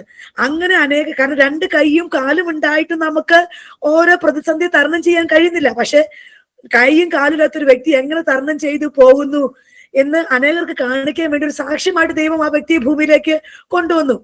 അങ്ങനെ ജനിക്കണമെന്ന് ദൈവത്തിന് ചിത്തമായതുകൊണ്ട് താൻ എല്ലാ എന്താ പറഞ്ഞ സ്കാനിങ് കണ്ണുകളെ എല്ലാം ഹിഡൻ ആയിരുന്നു, ദൈവം മറച്ചു വെച്ചു ആ വ്യക്തി കൊണ്ടു എന്ന് പറഞ്ഞ പോലെ എല്ലാം അവൈലബിൾ ഉണ്ട്. പക്ഷെ ഇത് എന്റെ ജീവിതത്തില് നടക്കണമെന്നുള്ളത് എന്റെ ദൈവത്തിന്റെ ഉദ്ദേശമായതുകൊണ്ട് മാത്രം ദൈവം അങ്ങനെ ചെയ്തു. 2018 അവസാനമായപ്പോഴത്തേക്ക് എനിക്ക് സ്കൂളിൽ പോകണം. കാരണം ഓൺലൈൻ സ്കൂളിൽ ചെന്ന് തന്നെ എടുക്കണം. പിള്ളേർ കൊറോണ ആയിരുന്നു, വീട്ടിലുണ്ട്. മൂത്ത മോൻ ആ സമയത്ത് 10ൽ പഠിക്കുന്ന സമയമാണ്. ചേട്ടായിക്ക് ചോറ് കൊടുക്കാൻ ആരെങ്കിലും വേണം. ഒരു 6 മാസം ലോക്ക്ഡൌൺ മാറ്റിയില്ലായിരുന്നു. അന്നേരം സ്കൂളിൽ പിള്ളേർ പോകണം, ചോറ് കൊടുക്കാൻ ആരുമില്ല. ചോദിക്കുന്നവരെല്ലാവരും ഒത്തിരി പൈസ ചോദിക്കും. എന്റെ സാലറി കഴിഞ്ഞ് പൈസ കൂടുതൽ പൈസയാണ് ചേട്ടായി ഭക്ഷണം കൊടുക്കാൻ ചോദിക്കുന്നത്. എന്താ ചെയ്യുക? ഒരു ഊഹമല്ല. ഒരു ദിവസം കൊച്ചിരിക്കും, ഒരു ദിവസം ഞാനിരിക്കും. എന്താ ചെയ്യണമെന്ന് ഒരു ഊഹമല്ല. ഒരു ദിവസം ഞാൻ സ്കൂൾ വിട്ട് വീട്ടിലേക്ക് ഒരു 3-4 മിനിറ്റ് നടക്കണം, ബസ് ഇറങ്ങിയിട്ട് ഞാൻ നടക്കുക. അപ്പൊ ഒരു അമ്മച്ചി എനിക്ക് ഓപ്പോസിറ്റ് ആയിട്ട് വരാം. അപ്പൊ ഞാൻ കമ്മലും മാലയൊന്നും ഇടാതെ വന്നപ്പോ ആ അമ്മച്ചി എന്നോട് ചോദിച്ചു, സിസ്റ്റർ ദൈവത്തിനെ വിശ്വസിച്ച ആളാണെന്ന് ചോദിച്ചു. പറഞ്ഞു അതേ അമ്മച്ചി എന്ന് പറഞ്ഞു. എവിടെ താമസിച്ചപ്പോൾ ഇന്ന സ്ഥലത്താന്നൊക്കെ പറഞ്ഞു. അവര് പറഞ്ഞു ഇവിടുത്തെ ഒരു ഹോട്ടലിൽ പാത്രം കഴുകുന്ന വ്യക്തിയെ ഞാനും ദൈവത്തെ വിശ്വസിച്ചാന്നൊക്കെ പറഞ്ഞു. അപ്പൊ ഞാൻ അമ്മച്ചിയോട് പറഞ്ഞു, അമ്മച്ചി എന്റെ ഭർത്താവ് സുഖമില്ല, എനിക്ക് ഭക്ഷണം കൊടുക്കാൻ ഒരാളെ വരണം. അമ്മച്ചിക്ക് ആരെങ്കിലും അറിയണവരുണ്ടെങ്കിലോ രാവിലെ ഞാൻ കൊടുത്തിട്ട് പോകും, ഉച്ചയ്ക്ക് വന്ന് കൊടുക്കണം, വെള്ളവും കുടിപ്പിക്കണം, ഒന്ന് ആരെങ്കിലും ഉണ്ടൊന്ന് ചെയ്യാൻ പറ്റുമെന്ന് അമ്മച്ചോട് അമ്മച്ചി ചോദിച്ചു. ഞാൻ വന്നാൽ മതിയോന്ന് ചോദിച്ചു. ഞാൻ പറഞ്ഞു അമ്മച്ചി പെന്തക്കോസ്ത്, അമ്മച്ചി വിശ്വാസിയല്ലേ, ഇനി ഏറ്റവും കൂടുതൽ സന്തോഷം അമ്മച്ചി പോരെന്ന് പറഞ്ഞു. അപ്പൊ ഞാൻ അമ്മച്ചോട് ചോദിച്ചു അമ്മച്ചിക്ക് എന്ത് തരണം? അപ്പൊ അമ്മച്ചി എന്നോട് പറഞ്ഞ കാര്യം 20 രൂപ തന്നാ മതി എന്ന് എന്റെ അടുത്ത് പറഞ്ഞു. ഇന്നത്തെ കാലത്ത് ആരാ 20 രൂപയ്ക്ക് വന്നൊരു പണി ചെയ്യുന്നത്? അപ്പൊ തന്നെ അമ്മച്ചി എന്റെ കൂടെ വന്നു, ചേട്ടായി കണ്ടു. ചേട്ടായി കണ്ട വഴി ചേട്ടായി അമ്മച്ചിനെ കണ്ട കരയാൻ തുടങ്ങി. ഞാൻ ചോദിച്ചു എന്താന്ന് ചോദിച്ചു. ചേട്ടായിക്ക് ഒരു ഫിംഗർ മാത്രം മൂവ് ആവുമായിരുന്നു. അത് ഫോൺ കൈ കൊടുത്താൽ വാട്സപ്പ് ചെയ്യും. എനിക്ക് എന്തൊരു ആവശ്യം സംസാരിക്കാൻ ശേഷിയില്ല, എനിക്ക് വാട്സപ്പ് ചെയ്യും. എന്റെ അമ്മയെ പോലെ തന്നെയാന്ന് ചേട്ടായി എന്നോട് പറഞ്ഞു. ചേട്ടായിയുടെ അമ്മച്ചി, ചേട്ടായി 15 വയസ്സ് ചേട്ടായിയുടെ അമ്മച്ചി ചേട്ടായിക്ക് നഷ്ടപ്പെട്ടതാ. അതിനുശേഷം ചേട്ടനും ചേട്ടത്തമ്മയും ആർന്നു. അതിനുശേഷം ഞാൻ വിവാഹത്തിന് ശേഷം എന്നെ ചേട്ടായി മമ്മീന്ന് തന്നെ വിളിച്ചോണ്ടിരുന്നത്. അവരുടെ അമ്മയുടെ സ്ഥാനത്ത് തന്നെ മമ്മീന്ന് തന്നെ വിളിച്ചോണ്ടിരുന്നത്. അപ്പൊ എന്നോട് പറഞ്ഞു എന്റെ മമ്മിയെ പോലെയാന്ന് പറഞ്ഞു. ആ മാതാവും ചേട്ടായിന്റെ ഒരു സ്വന്തം മോനെ പോലെ. ഞാൻ ഉണ്ടാക്കി വെക്കുന്ന കറികളൊന്നും ചേട്ടായിക്ക് ചിലപ്പോൾ ബോധിക്കൂല. പക്ഷെ ആ അമ്മച്ചി അവിടുന്ന് മുളക് അരച്ചതും വെളുത്തുള്ളിയും അങ്ങനെ ചേട്ടായിക്ക് ഇഷ്ടപ്പെട്ട ഇറച്ചി, ഹോട്ടലിൽ നിന്ന് കിട്ടുന്ന ചോറ്, ഹോട്ടലിൽ നിന്ന് കിട്ടുന്ന വട എല്ലാം പൊതിഞ്ഞു കെട്ടി ചേട്ടായിക്ക് ആവശ്യമുള്ളതെല്ലാം ആ മാതാവിൽ കൂടെ കരുതുവാൻ സ്വർഗ്ഗ ദൈവത്തിന് തിരുമനസ്സായി. അങ്ങനെ ഒത്തിരി ദിവസം ഞാൻ കരഞ്ഞു. ഞാൻ പറഞ്ഞില്ലേ, അതുകൂടാതെ തന്നെ എന്റെ മോന്റെ കയ്യിൽ ചെറിയ മോന്റെ കയ്യിൽ ഒരു മുഴയുണ്ടായിരുന്നു. ആ മുഴ ഡോക്ടറെ കൊണ്ടുപോയി കാണിച്ചു. ഡോക്ടർ തമ്പിന്റെ താഴത്തെ ഭാഗത്തായിരുന്നു മുഴ. അപ്പൊ ഡോക്ടർ പറഞ്ഞു അത് പക്ഷെ കീറി കളഞ്ഞിട്ടുണ്ടെങ്കിൽ എഴുതാൻ ബുദ്ധിമുട്ട് വരും, അത് വലിച്ചെന്തിനും വരും, അതുകൊണ്ട് അത് ഡിസ്റ്റർബ് ഇല്ലാത്തടത്തോളം കാലം ആ മൊഴ അങ്ങനെ പോട്ടെ, നമുക്ക് പിന്നെ എന്തെങ്കിലും ആലോചിക്കാന്ന് പറഞ്ഞു. അത് ഡേ ബൈ ഗ്രോത്ത് ആണ്. പക്ഷെ ഞാൻ അത് കൈവച്ചു പ്രാർത്ഥിച്ചു. ഒരു ദിവസം നോക്കിയപ്പോ ആ മുഴയില്ല. അങ്ങനെ മുഴ അതങ്ങനെ അപ്രത്യക്ഷമായി പോയി. ഞാൻ പറഞ്ഞില്ലേ, ഈ മോൻ ഉണ്ടായിരുന്ന സമയത്തും എല്ലാ പ്രതിസന്ധി ഘട്ടത്തിലൊക്കെ ദൈവം എന്നോട് കൂടുന്ന അനേക അത്ഭുതങ്ങളോട് ദൈവം എന്നെ വഴി നടത്തി. ആ സെയിം ദൈവത്തോട് തന്നെ ഞാൻ ദൈവത്തിന് കണ്ട ചേട്ടായിയെ അസുഖം മാറാൻ വേണ്ടി ഞാൻ പ്രാർത്ഥിച്ചത്. പക്ഷെ ദൈവത്തിന്റെ ഹിതം വേറെ ഒന്നായിരുന്നു. അങ്ങനെ 2022 ജനുവരി മാസം 29-ാം തീയതി താൻ പ്രിയം വെച്ച കർത്തസന്ധിയിൽ ചേർക്കപ്പെടുവാൻ ദൈവത്തിന് തിരുമനസ്സായി. ഞാൻ പറഞ്ഞില്ലേ, ഞാൻ അടുക്കള തന്നെ നിന്ന വ്യക്തിയല്ല. കാരണം ചേട്ടായിയോട് ഞാൻ എന്ത് ഭക്ഷണം ഉണ്ടാക്കാൻ ചേട്ടാ എന്റെ കൂടെ നിന്ന് ചെയ്യുന്ന ഒരു വ്യക്തിയായിരുന്നു. 3.5 വർഷം ദൈവം എന്നെ പ്രിപ്പയർ ചെയ്യായിരുന്നു. എനിക്ക് ചേട്ടായിലോട് ഒരു കാര്യം ചെയ്യാൻ പറ്റില്ലായിരുന്നു. പക്ഷെ ഓൾ ഓഫ് എ സഡൻ ചേട്ടായി ലോകത്ത് മാറ്റപ്പെട്ടിട്ടുണ്ടെങ്കിൽ എനിക്ക് അറിയില്ല ഞാൻ എങ്ങനെ കാര്യങ്ങള് മുമ്പോട്ട് കൊണ്ടുപോകുന്നു. പക്ഷെ 3.5 വർഷക്കാലം ദൈവം എന്നെ അതിനു വേണ്ടി പ്രിപ്പയർ ചെയ്തു. ദൈവം എന്നെ ക്യാപ്പബിൾ ആക്കി. അങ്ങനെ തന്നെ ആയാലും കാര്യങ്ങൾ ചെയ്യാൻ ദൈവം എന്നെ ക്യാപ്പബിൾ ആക്കി. അങ്ങനെ താൻ പ്രിയം വെച്ച ദിവസം ചേർക്കപ്പെട്ടു. ആ ചേർക്കപ്പെട്ട അന്ന് എനിക്ക് എന്നും സ്കൂളിൽ പോകണമായിരുന്നു. 29-ാം തീയതി ശനിയാഴ്ച ആയിരുന്നു. വെള്ളിയാഴ്ച വൈകുന്നേരം മുതൽ എനിക്ക് ശക്തമായ പനി. കാരണം അല്ലെങ്കിൽ ശനിയാഴ്ച രാവിലെ സ്കൂളിൽ പോകുന്നത് 8:30 സ്കൂളിൽ പോകുമായിരുന്നു. 8 മണിക്കാകുമ്പോഴത്തേക്ക് ഇറങ്ങണമായിരുന്നു.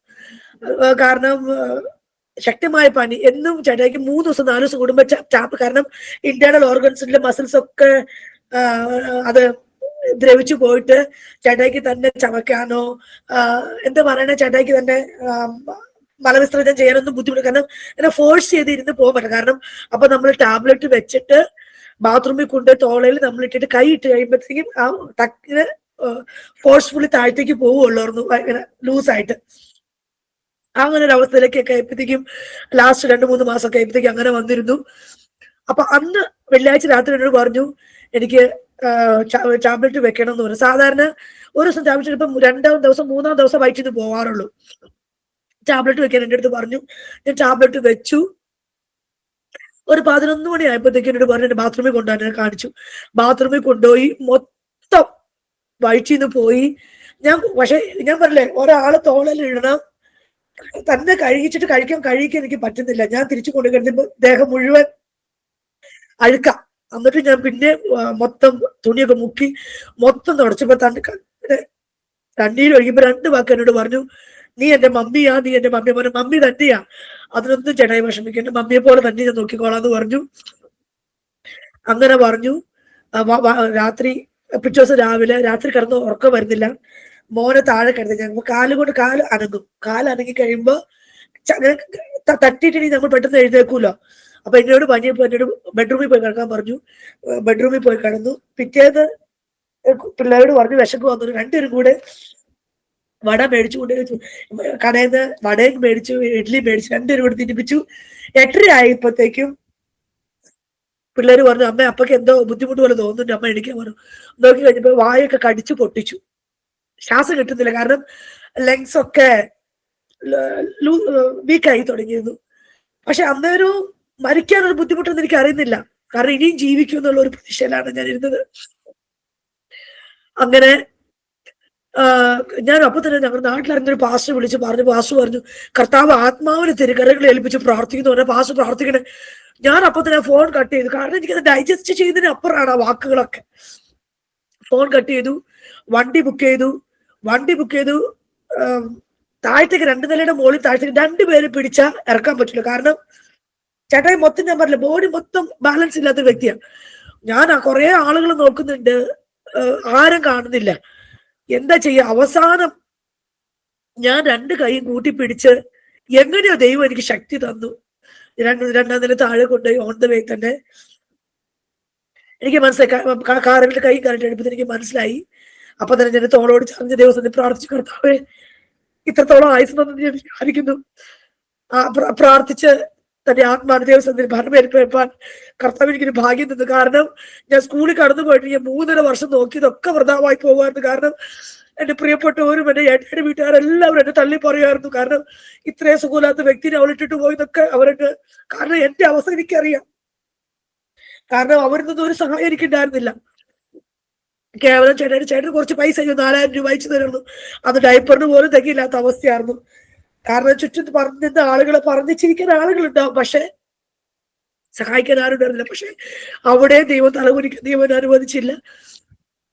അതിനുശേഷവും മരണത്തിന് ശേഷം അവർ പറഞ്ഞു ഡെഡ് ബോഡി കൊണ്ടുപോകണം, ഹിന്ദു ആചാരപ്രകാരം അടക്കണം എന്നൊക്കെ എൻ്റെ അടുത്ത് പറഞ്ഞു.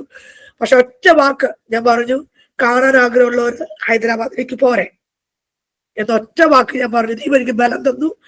അവരെല്ലാവരും വന്നു. വിശുദ്ധന്മാരുടെ ഇടയ്ക്ക് ചേട്ടാ എനിക്ക് ദൈവം ഒരു വിശ്രമം ദൈവം നൽകി.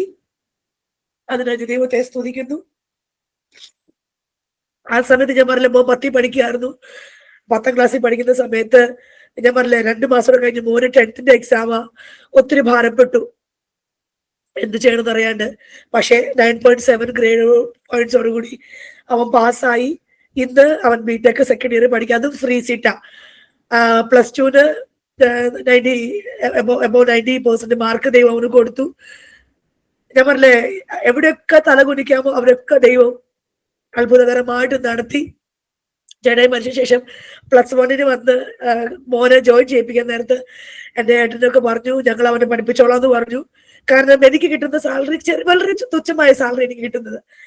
സ്വന്തമായിട്ട് വീട് വാടക എല്ലാം കൊടുക്കണം. അതിനുശേഷം പിള്ളേരെ അങ്ങനെ നന്നായി പഠിക്കുന്ന കുട്ടികളല്ലേ, മെയിൻസിന്റെ അഡ്വാൻസ് ഒന്നും എക്സ്ട്രാ ഫീസ് കൊടുത്ത് അവർ പറഞ്ഞു പഠിപ്പിച്ചോളാം എന്ന് പറഞ്ഞു. ആദ്യം വന്നു 10,000 രൂപ അവർ ഫീസ് കെട്ടി. പക്ഷെ ഇവിടുന്ന് കെട്ടി അവിടെ പോയ ചേട്ടൻ പിന്നെ എന്നോട് പറഞ്ഞത്, നിന്റെ മക്കളെ നീ പഠിപ്പിച്ചോ, ഞങ്ങളിൽ നിന്ന് ഒരൊറ്റ പൈസ പോലും പ്രതീക്ഷിക്കണ്ടെന്ന് അവർ എന്നോട് വിളിച്ചു പറഞ്ഞു. കൊണ്ടേ ചേർത്ത് പോയില്ലേ. പക്ഷെ അവിടെ ദൈവം അത്ഭുതകരമായിട്ട് നടത്തി. 2 വർഷവും അവന് ഫീസ് കൊടുത്തു. ബിടെക് ഫസ്റ്റ് ഇയറില് പറയാൻ കാരണം, ബിടെക് ഫസ്റ്റ് ഇയറില് അവന് ഫീസ് കെട്ടണം. ഒരു വ്യാഴാഴ്ച അവൻ ജോയിൻ ആവണം.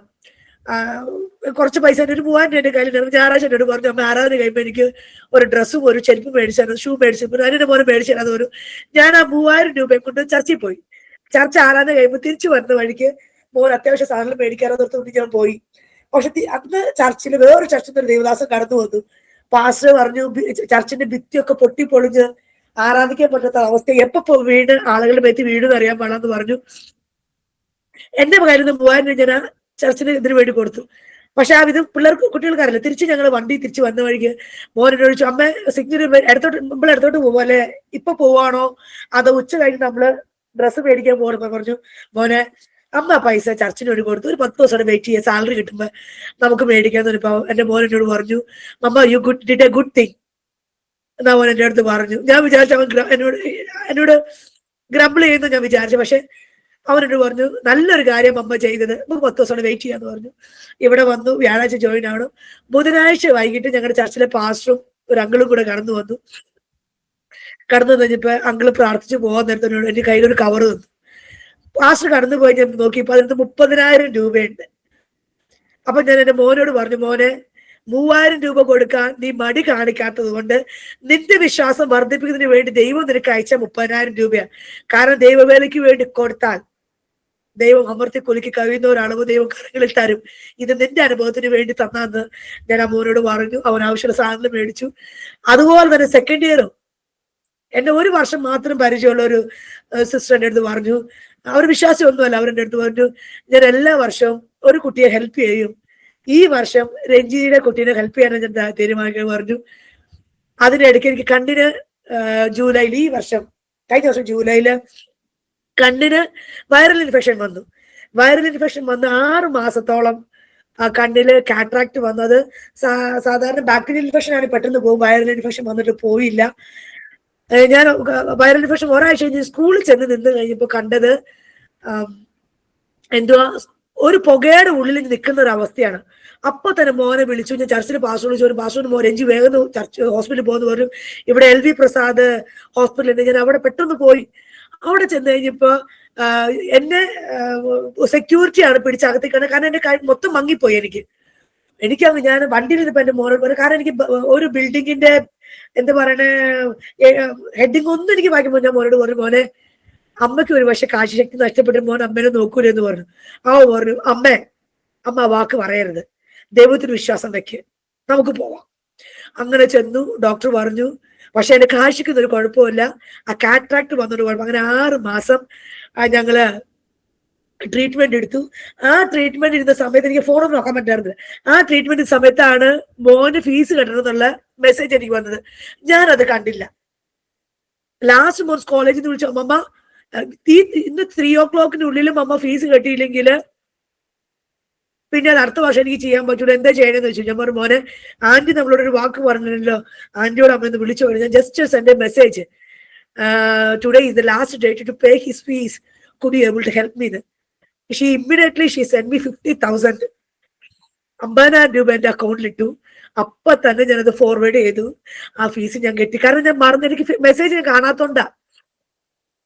ഞാൻ പറയില്ലേ, അന്ന് മുതൽ ഇന്ന് വരെയും സ്വർഗത്തിലെ ദൈവത്തിന്റെ അത്ഭുതത്തിന്റെ കരം കാണുവാൻ ദൈവം കൃപ ചെയ്തു.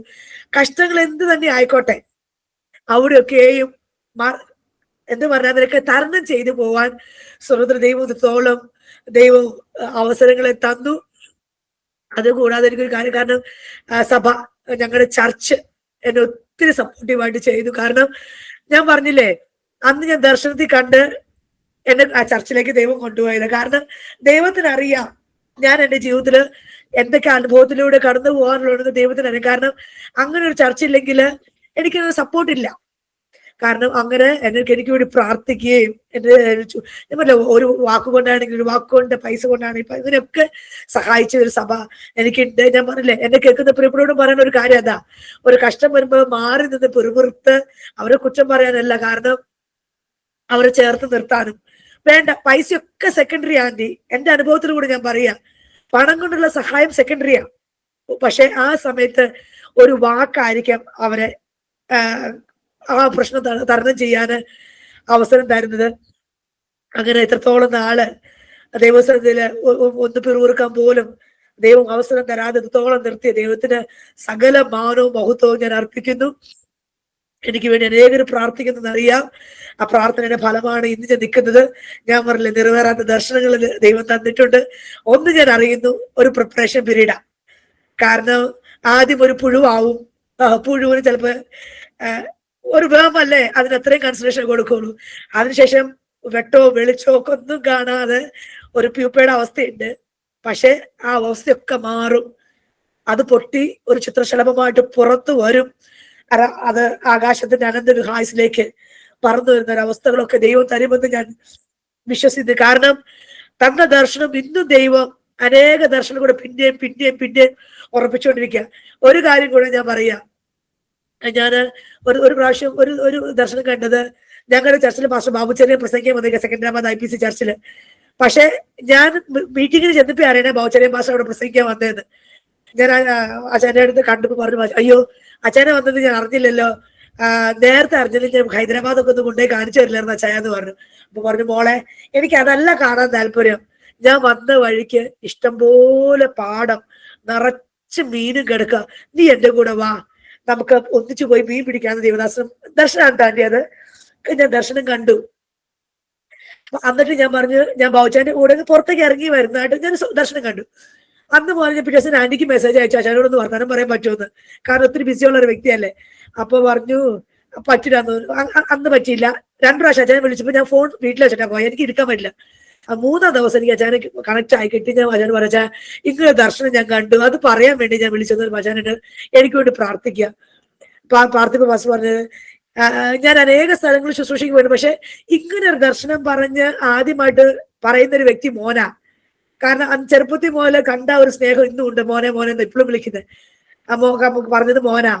അതുകൊണ്ട് എന്നോട് പറഞ്ഞു, എന്നിൽ പകർന്ന ആത്മാവിന്റെ ഇരട്ടി പങ്ക് ദൈവത്തിന്റെ ആത്മാവ് നിന്നിലും പകരുമെന്ന് പാസ്റ്റർ അങ്ങനെ എന്നെ അനുഗ്രഹിച്ചു പ്രാർത്ഥിച്ചു. ഞാൻ പറഞ്ഞില്ലേ, അതുപോലെ അനേക ദർശനങ്ങളും വെളിപ്പാടും സ്വന്തം ദൈവം തന്നു. ഇന്നും കൃപയാൽ കൃപയാൽ കൃപയാൽ എത്ര കഷ്ടതയോട് കടന്നു പോയിട്ടും ഞാൻ പറഞ്ഞു, ഒരുപക്ഷെ എന്നിൽക്കാൾ അധികം കഷ്ടത്തിൽ കൂടെ കടന്നു പോകുന്ന വ്യക്തികൾ ഉണ്ടായിരിക്കാം, ഇല്ലെന്നൊന്നും ഞാൻ പറയുന്നില്ല. പക്ഷെ ഈ പ്രശ്നത്തിൽ കൂടെ ഒക്കെ കടന്നു പോകാൻ സ്വർഗ്ഗ ദൈവം എനിക്ക് അവസരം തന്നു. ഒരിക്കൽ കൂടെ സ്വർഗ്ഗ ദൈവത്തിന് സകല മാനവും മഹത്വവും പുകഴ്ചയും അർപ്പിക്കുന്നു. ഇങ്ങനെ ഒരു അവസരം ഒരുക്കുന്ന ജോയ്സ് TVയിലെ പ്രത്യേകിച്ച് ആന്റിയോടും അങ്കിളിനോടും എല്ലാവരോടും എന്റെ സ്നേഹവും നന്ദിയും അർപ്പിച്ചുകൊണ്ട് എന്റെ സാക്ഷ്യം ഞാൻ നിർത്തുന്നു. അതിനു മുമ്പ് ഒരു വാക്കോടെ പറയട്ടെ, കാരണം എനിക്ക് എപ്പോഴും പ്രത്യാശ തരുന്നതായി ഒരു വചനമുണ്ട്. ഒരു വൃക്ഷത്തെ അത് വെട്ടിക്കളഞ്ഞാലും അതിന് പ്രതീക്ഷ നശിക്കുന്നില്ല, ഒരു പ്രത്യാശയ്ക്ക് നശിക്കുന്നില്ല. കാരണം അത് പിന്നെയും അത് പൊട്ടിക്കിളിർത്ത് പിന്നെയും അതൊരു വലിയ പ്രശ്നമായിട്ട് മാറി അനേകർക്ക് ആശ്വാസം തകരും. എന്റെ കഷ്ടത്തിൽ കൂടെ ഞാൻ കടന്നു പോയിട്ട് ഒരു പക്ഷെ ഞാനൊരു സ്റ്റമ്പായിരിക്കാം, ഒരു കുറ്റിയായിരിക്കാം, പക്ഷെ അവിടെ പ്രത്യാശയ്ക്ക് വകയുണ്ട്. നാളെ പിന്നെ അത് പൊട്ടിപ്പുറപ്പെട്ട് അനേകർക്ക് ആശ്വാസമായി തീരാൻ ദൈവം ഇടയാക്കുമെന്ന് ഞാൻ വിശ്വസിക്കുന്നു. പറയാൻ കാരണം, ഈ മിനിങ്ങാന്ന് എന്റെ സ്കൂളിൽ പോയിരുന്നൊരു കുട്ടിയുടെ പപ്പ മരിച്ചുപോയി, ക്യാൻസർ ആയിട്ട്. ആ കൊച്ചും 10ൽ പഠിക്കുന്നതാ. പിറ്റേന്ന് രാത്രി ഞാൻ അറിഞ്ഞ മരിച്ചത്. പിറ്റേ ദിവസം ഞാൻ അവിടെ കടന്നു ചെന്നപ്പോൾ ആ പ്രിയ മാതാവ് എന്നെ സഹോദരനെ കെട്ടിപ്പിടിച്ച് ഒത്തിരി കരഞ്ഞു. അപ്പൊ ഞാൻ പറഞ്ഞു, 4 വർഷങ്ങൾക്ക് മുമ്പ് ഞാനും ഇങ്ങനത്തെ ഒരു അവസ്ഥയിൽ കൂടെ കടന്നു പോയതാ. ഞാൻ എന്റെ അനുഭവമൊക്കെ ഞാൻ അവരോട് പറഞ്ഞു. ഞാൻ കടന്നു ചെന്നപ്പോ പൊട്ടിക്കരഞ്ഞ ആ പ്രിയ മാതാവ് ചിരിച്ച മുഖത്തോടുകൂടി, ഭർത്താവ് മരിച്ച പിറ്റേ ദിവസം ഞാൻ കണ്ടത്, ചിരിച്ച മുഖത്തോടുകൂടി അവരെന്നെ യാത്രയാക്കി. കാരണം ഒരു വ്യക്തിയുടെ കണ്ണീരൊപ്പം, എന്റെ അനുഭവത്തിൽ കൂടെ ഒരു വ്യക്തിയുടെ കണ്ണീരൊപ്പാൻ ദൈവം ഒരു അവസരം തന്നിട്ടുണ്ടെങ്കിൽ അതിൽ പരം ഭാഗ്യം എന്താ ഉള്ളത്. തിരിച്ചു വന്ന വഴിക്ക് ഞാനും വേറൊരു സാറും എന്റെ കൂടെ സ്കൂളിൽ 3-4 കുട്ടികളും കൂടി ഞങ്ങൾ ഒന്നിച്ചാ പോയത്. ഞാൻ ആ പിള്ളേരോട് പറഞ്ഞു, മോനെ ഇന്നത്തെ എന്റെ ദിവസം ധന്യമായി. കാരണം പോയി ഒരു വ്യക്തിയുടെ കണ്ണീരൊപ്പി. ഇന്ന് ദൈവം തന്നില്ലേ, അതിന് ധന്യമായത് ഞാൻ എൻ്റെ കുട്ടികളോട് പറയാൻ ഇടയായിത്തീർന്നു. അങ്ങനെ ദൈവം ഒരു ദിവസം തന്ന ദൈവത്തിന് വേണ്ടി എന്തെങ്കിലും ചെയ്യുക. അത് ഏത് വിധത്തിലാണെന്ന് എനിക്കറിയില്ല. പക്ഷെ ദൈവം അതിനു വേണ്ടി അവസരങ്ങൾ ദൈവം തരുന്നു. അതിനായി ഒരിക്കൽ കൂടി ദൈവത്തിന് നന്ദി, സ്തുതി, സ്തോത്രം അർപ്പിക്കുന്നു. എന്നെ ഇത്ര സമയം കേട്ട എല്ലാ പ്രവർത്തകർക്കും എന്റെ സ്നേഹവും നന്ദിയും അറിയിക്കുന്നു. തുടർന്ന് എന്നെ പ്രാർത്ഥന ഓർക്കുക. ആമേൻ.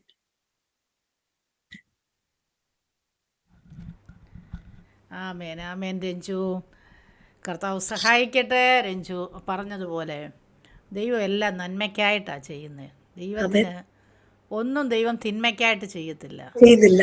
നമ്മുടെ ജീവിതത്തിൽ നമുക്ക് തോന്നും ചില തിന്മകൾ മാനുഷിക രീതികളിൽ തിന്മകളായിട്ട് കടന്നു വരും. പക്ഷേ അത് പിന്നെ നമുക്കത് നന്മയായിട്ട് പരിണമിക്കുകയാണ്. അതെ, രഞ്ജു തന്നെ ഉദാഹരണം പറഞ്ഞതുപോലെ പുഴുവാണ് കുറച്ച് കഴിയുമ്പോൾ എന്തുമായി മാറുന്നത്? പൂമ്പാറ്റയായിട്ട് മാറുന്നത്. അതെ, അതിനൊരു പല സ്റ്റേജുകളുണ്ടല്ലോ. ഓരോ സ്റ്റേജിലൂടെ അതിനെ കടത്തി വിട്ട് കഴിഞ്ഞെങ്കിൽ മാത്രമേ അതിനെ ആകാശത്തിലൂടെ പറന്നെന്തോ ചെയ്യാൻ പറ്റത്തുള്ളൂ. അതെ, അതിന് പറക്കാൻ പറ്റത്തുള്ളൂ. അതൊരു സൗന്ദര്യമുള്ള വസ്തുവായി മാറത്തുള്ളൂ. ആ സ്റ്റേജുകളെല്ലാം കടന്നേ മതിയാകത്തുള്ളൂ. ഒരിക്കലും ഒരു പുഴു ഒറ്റയടിക്ക് എന്തോ ചെയ്യത്തില്ല, ഒരു പൂമ്പാറ്റയായിട്ട് മാറത്തില്ല. അത് ചില ഘട്ടങ്ങളിലൂടെ കടന്നു പോകണം.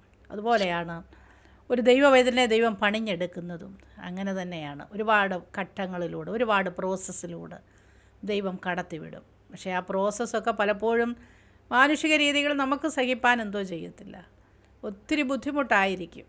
അതെ, പക്ഷേ അതൊക്കെ സഹിപ്പാനുള്ള കൃപ പരിശുദ്ധാത്മാവ് നൽകിത്തന്ന് നടത്തും. ശിഷ്യന്മാരുടെ നാവുകൾ തന്നുള്ള ജീവിതത്തിൻ്റെ കഷ്ടതയിലൂടെ കടന്നു പോയപ്പോഴും ദൈവത്തിൻ്റെ വചനം പറയുന്ന പോലെ ശിഷ്യന്മാരുടെ നാവ് എന്തോ ചെയ്യും? നൽകിത്തരുമെന്ന്. അപ്പോൾ അതുപോലെ അനേകരെ ആശ്വസിപ്പാനുള്ള ഒരു വലിയ നാവ്. നല്ലൊരു ടീച്ചറാണല്ലോ, അപ്പം എപ്പോഴും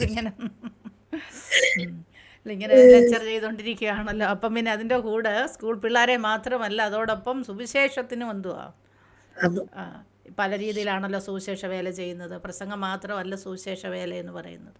അതിന് ഒരുപാട് പാർട്ടുകളുണ്ട്. അപ്പോൾ ആ പാർട്ടുകളൊക്കെ ദൈവം കടത്തിവിട്ട് ഒരു അനുഗ്രഹിക്കപ്പെട്ട പണ്ട് കണ്ട ദർശനം പോലെ കർത്താവ് ഉപയോഗിക്കട്ടെ. സുവിശേഷത്തിനായുള്ള ചെരുപ്പ് കാലിനെന്തുവാ കർത്താവ് നൽകി തരട്ടെ. ആമേൻ, സ്തോത്രം. കർത്താവ് അങ്ങനെ ഉപയോഗിക്കട്ടെ. ഞങ്ങളുടെ എല്ലാ ആശംസകളും അറിയിക്കുന്നു.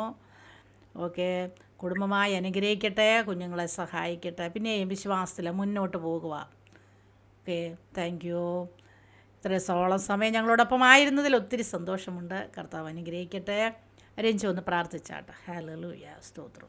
Hallelujah, hallelujah, hallelujah. സ്നേഹവാനായ ദൈവമേ, കർത്താവേ, അനുഗ്രഹമേറിയതായ സമയത്തിനായി ഒരിക്കൽ കൂടി ദൈവത്തിന് നന്ദിയും സ്തുതിയും സ്തോത്രവും അർപ്പിക്കുന്ന കർത്താവേ. ഞങ്ങൾ ഒരിക്കലും ചിന്തിച്ചതോ ഞങ്ങൾ ഒരിക്കലും നനച്ചതോ അല്ല കർത്താവേ. എന്നാൽ ഈ ജോയ്സ് ടിവിയുടെ പ്ലാറ്റ്ഫോമിലൂടെ കർത്താവെ, ദൈവമായ കർത്താവ് അടിയനെ രക്ഷിച്ചതായ വിധങ്ങള്, അടിയൻ കടന്നുപോയതായ അവസ്ഥകളൊക്കെയും കർത്താവെ ഈ സമയത്ത് പങ്കുവയ്പ്പാൻ സ്വർഗ്ഗത്തിലെ ദൈവം അടിയനും ഒരു അവസരങ്ങളെ തന്നതിനാൽ ഒരിക്കൽ കൂടി ഞാൻ അങ്ങേക്ക് നന്ദിയും സ്തുതിയും സ്തോത്രവും അർപ്പിക്കുന്ന കർത്താവെ. ഈ സാക്ഷ്യം കർത്താവെ ആരൊക്കെ കേൾക്കുന്നുവോ അവർക്കൊക്കെയും ഒരു ആശ്വാസവും വിടുതലിനും കാരണമായി തീരുവാൻ എന്റെ ദൈവം സഹായിക്കുമാറാകണമെന്ന് ദൈവത്തോട് പ്രാർത്ഥിക്കുന്ന കർത്താവെ. അനേകർക്ക് ആശ്വാസമായി, അനേകർക്ക് വിടുതലായി, അനേകർക്ക് പ്രത്യാശയായി കർത്താവെ. ഹല്ലേലൂയ. ഈ കാണുന്ന സാക്ഷ്യങ്ങളൊക്കെയും മാറുവാൻ ദൈവം സഹായിക്കുമാറാകണമേ കർത്താവെ. ആമേൻ. കർത്താവെ, ജോയ്സ് ടിവിയുടെ ഈ ചുമതല വഹിക്കുന്ന പ്രിയ അങ്കിളിനും ആന്റിക്കുമായി ഞാൻ ദൈവത്തെ സ്തുതിക്കുന്ന കർത്താവെ. ദൈവമായ കർത്താവ് പ്രിയ അങ്കിളിലൂടെയും ആന്റിയിലൂടെയും ചെയ്യുന്നതായ അനുഗ്രഹമേറിയ ശുശ്രൂഷയ്ക്കായി നന്ദി പറയുന്ന കർത്താവെ. ആമേൻ. കർത്താവ് അനേകരുടെ സാക്ഷ്യങ്ങള് ആമേൻ കർത്താവെ ലോകത്തിന്റെ വിവിധ ഭാഗങ്ങളിലേക്ക് അനേകർക്ക് എത്തിക്കാൻ തക്കവണ്ണം സ്വർഗ്ഗത്തിലെ ദൈവം ഉപയോഗിക്കുന്ന എല്ലാ വഴികൾക്കുമായി ഞങ്ങൾ അങ്ങേക്ക് നന്ദി പറയുന്ന കർത്താവെ. ഇനിയും അനേകർക്ക് ആശ്വാസമായി തീരുവാൻ കർത്താവ് സഹായിക്കുമാറാകണമേ കർത്താവെ. ഇത്രത്തോളം സമയം ദൈവത്തിന്റെ സാന്നിധ്യം ഞങ്ങളോട് കൂടെ ഇരുന്നതിനാൽ ഞങ്ങൾ അങ്ങേക്ക് നന്ദി പറയുന്ന കർത്താവെ. ജോയ്സ് ടിവിയും അതിന്റെ പ്രവർത്തനങ്ങളെയും ഞങ്ങൾ അനുഗ്രഹിച്ചു പ്രാർത്ഥിക്കുന്ന കർത്താവെ. അനുഗ്രഹമായി തീരുവാൻ ദൈവം സഹായിക്കണം. പ്രാർത്ഥന കേട്ടിരിക്കാൻ സ്തോത്രം. യേശുവിൻ നാമത്തിൽ തന്നെ. ആമേൻ, ആമേൻ, ആമേൻ.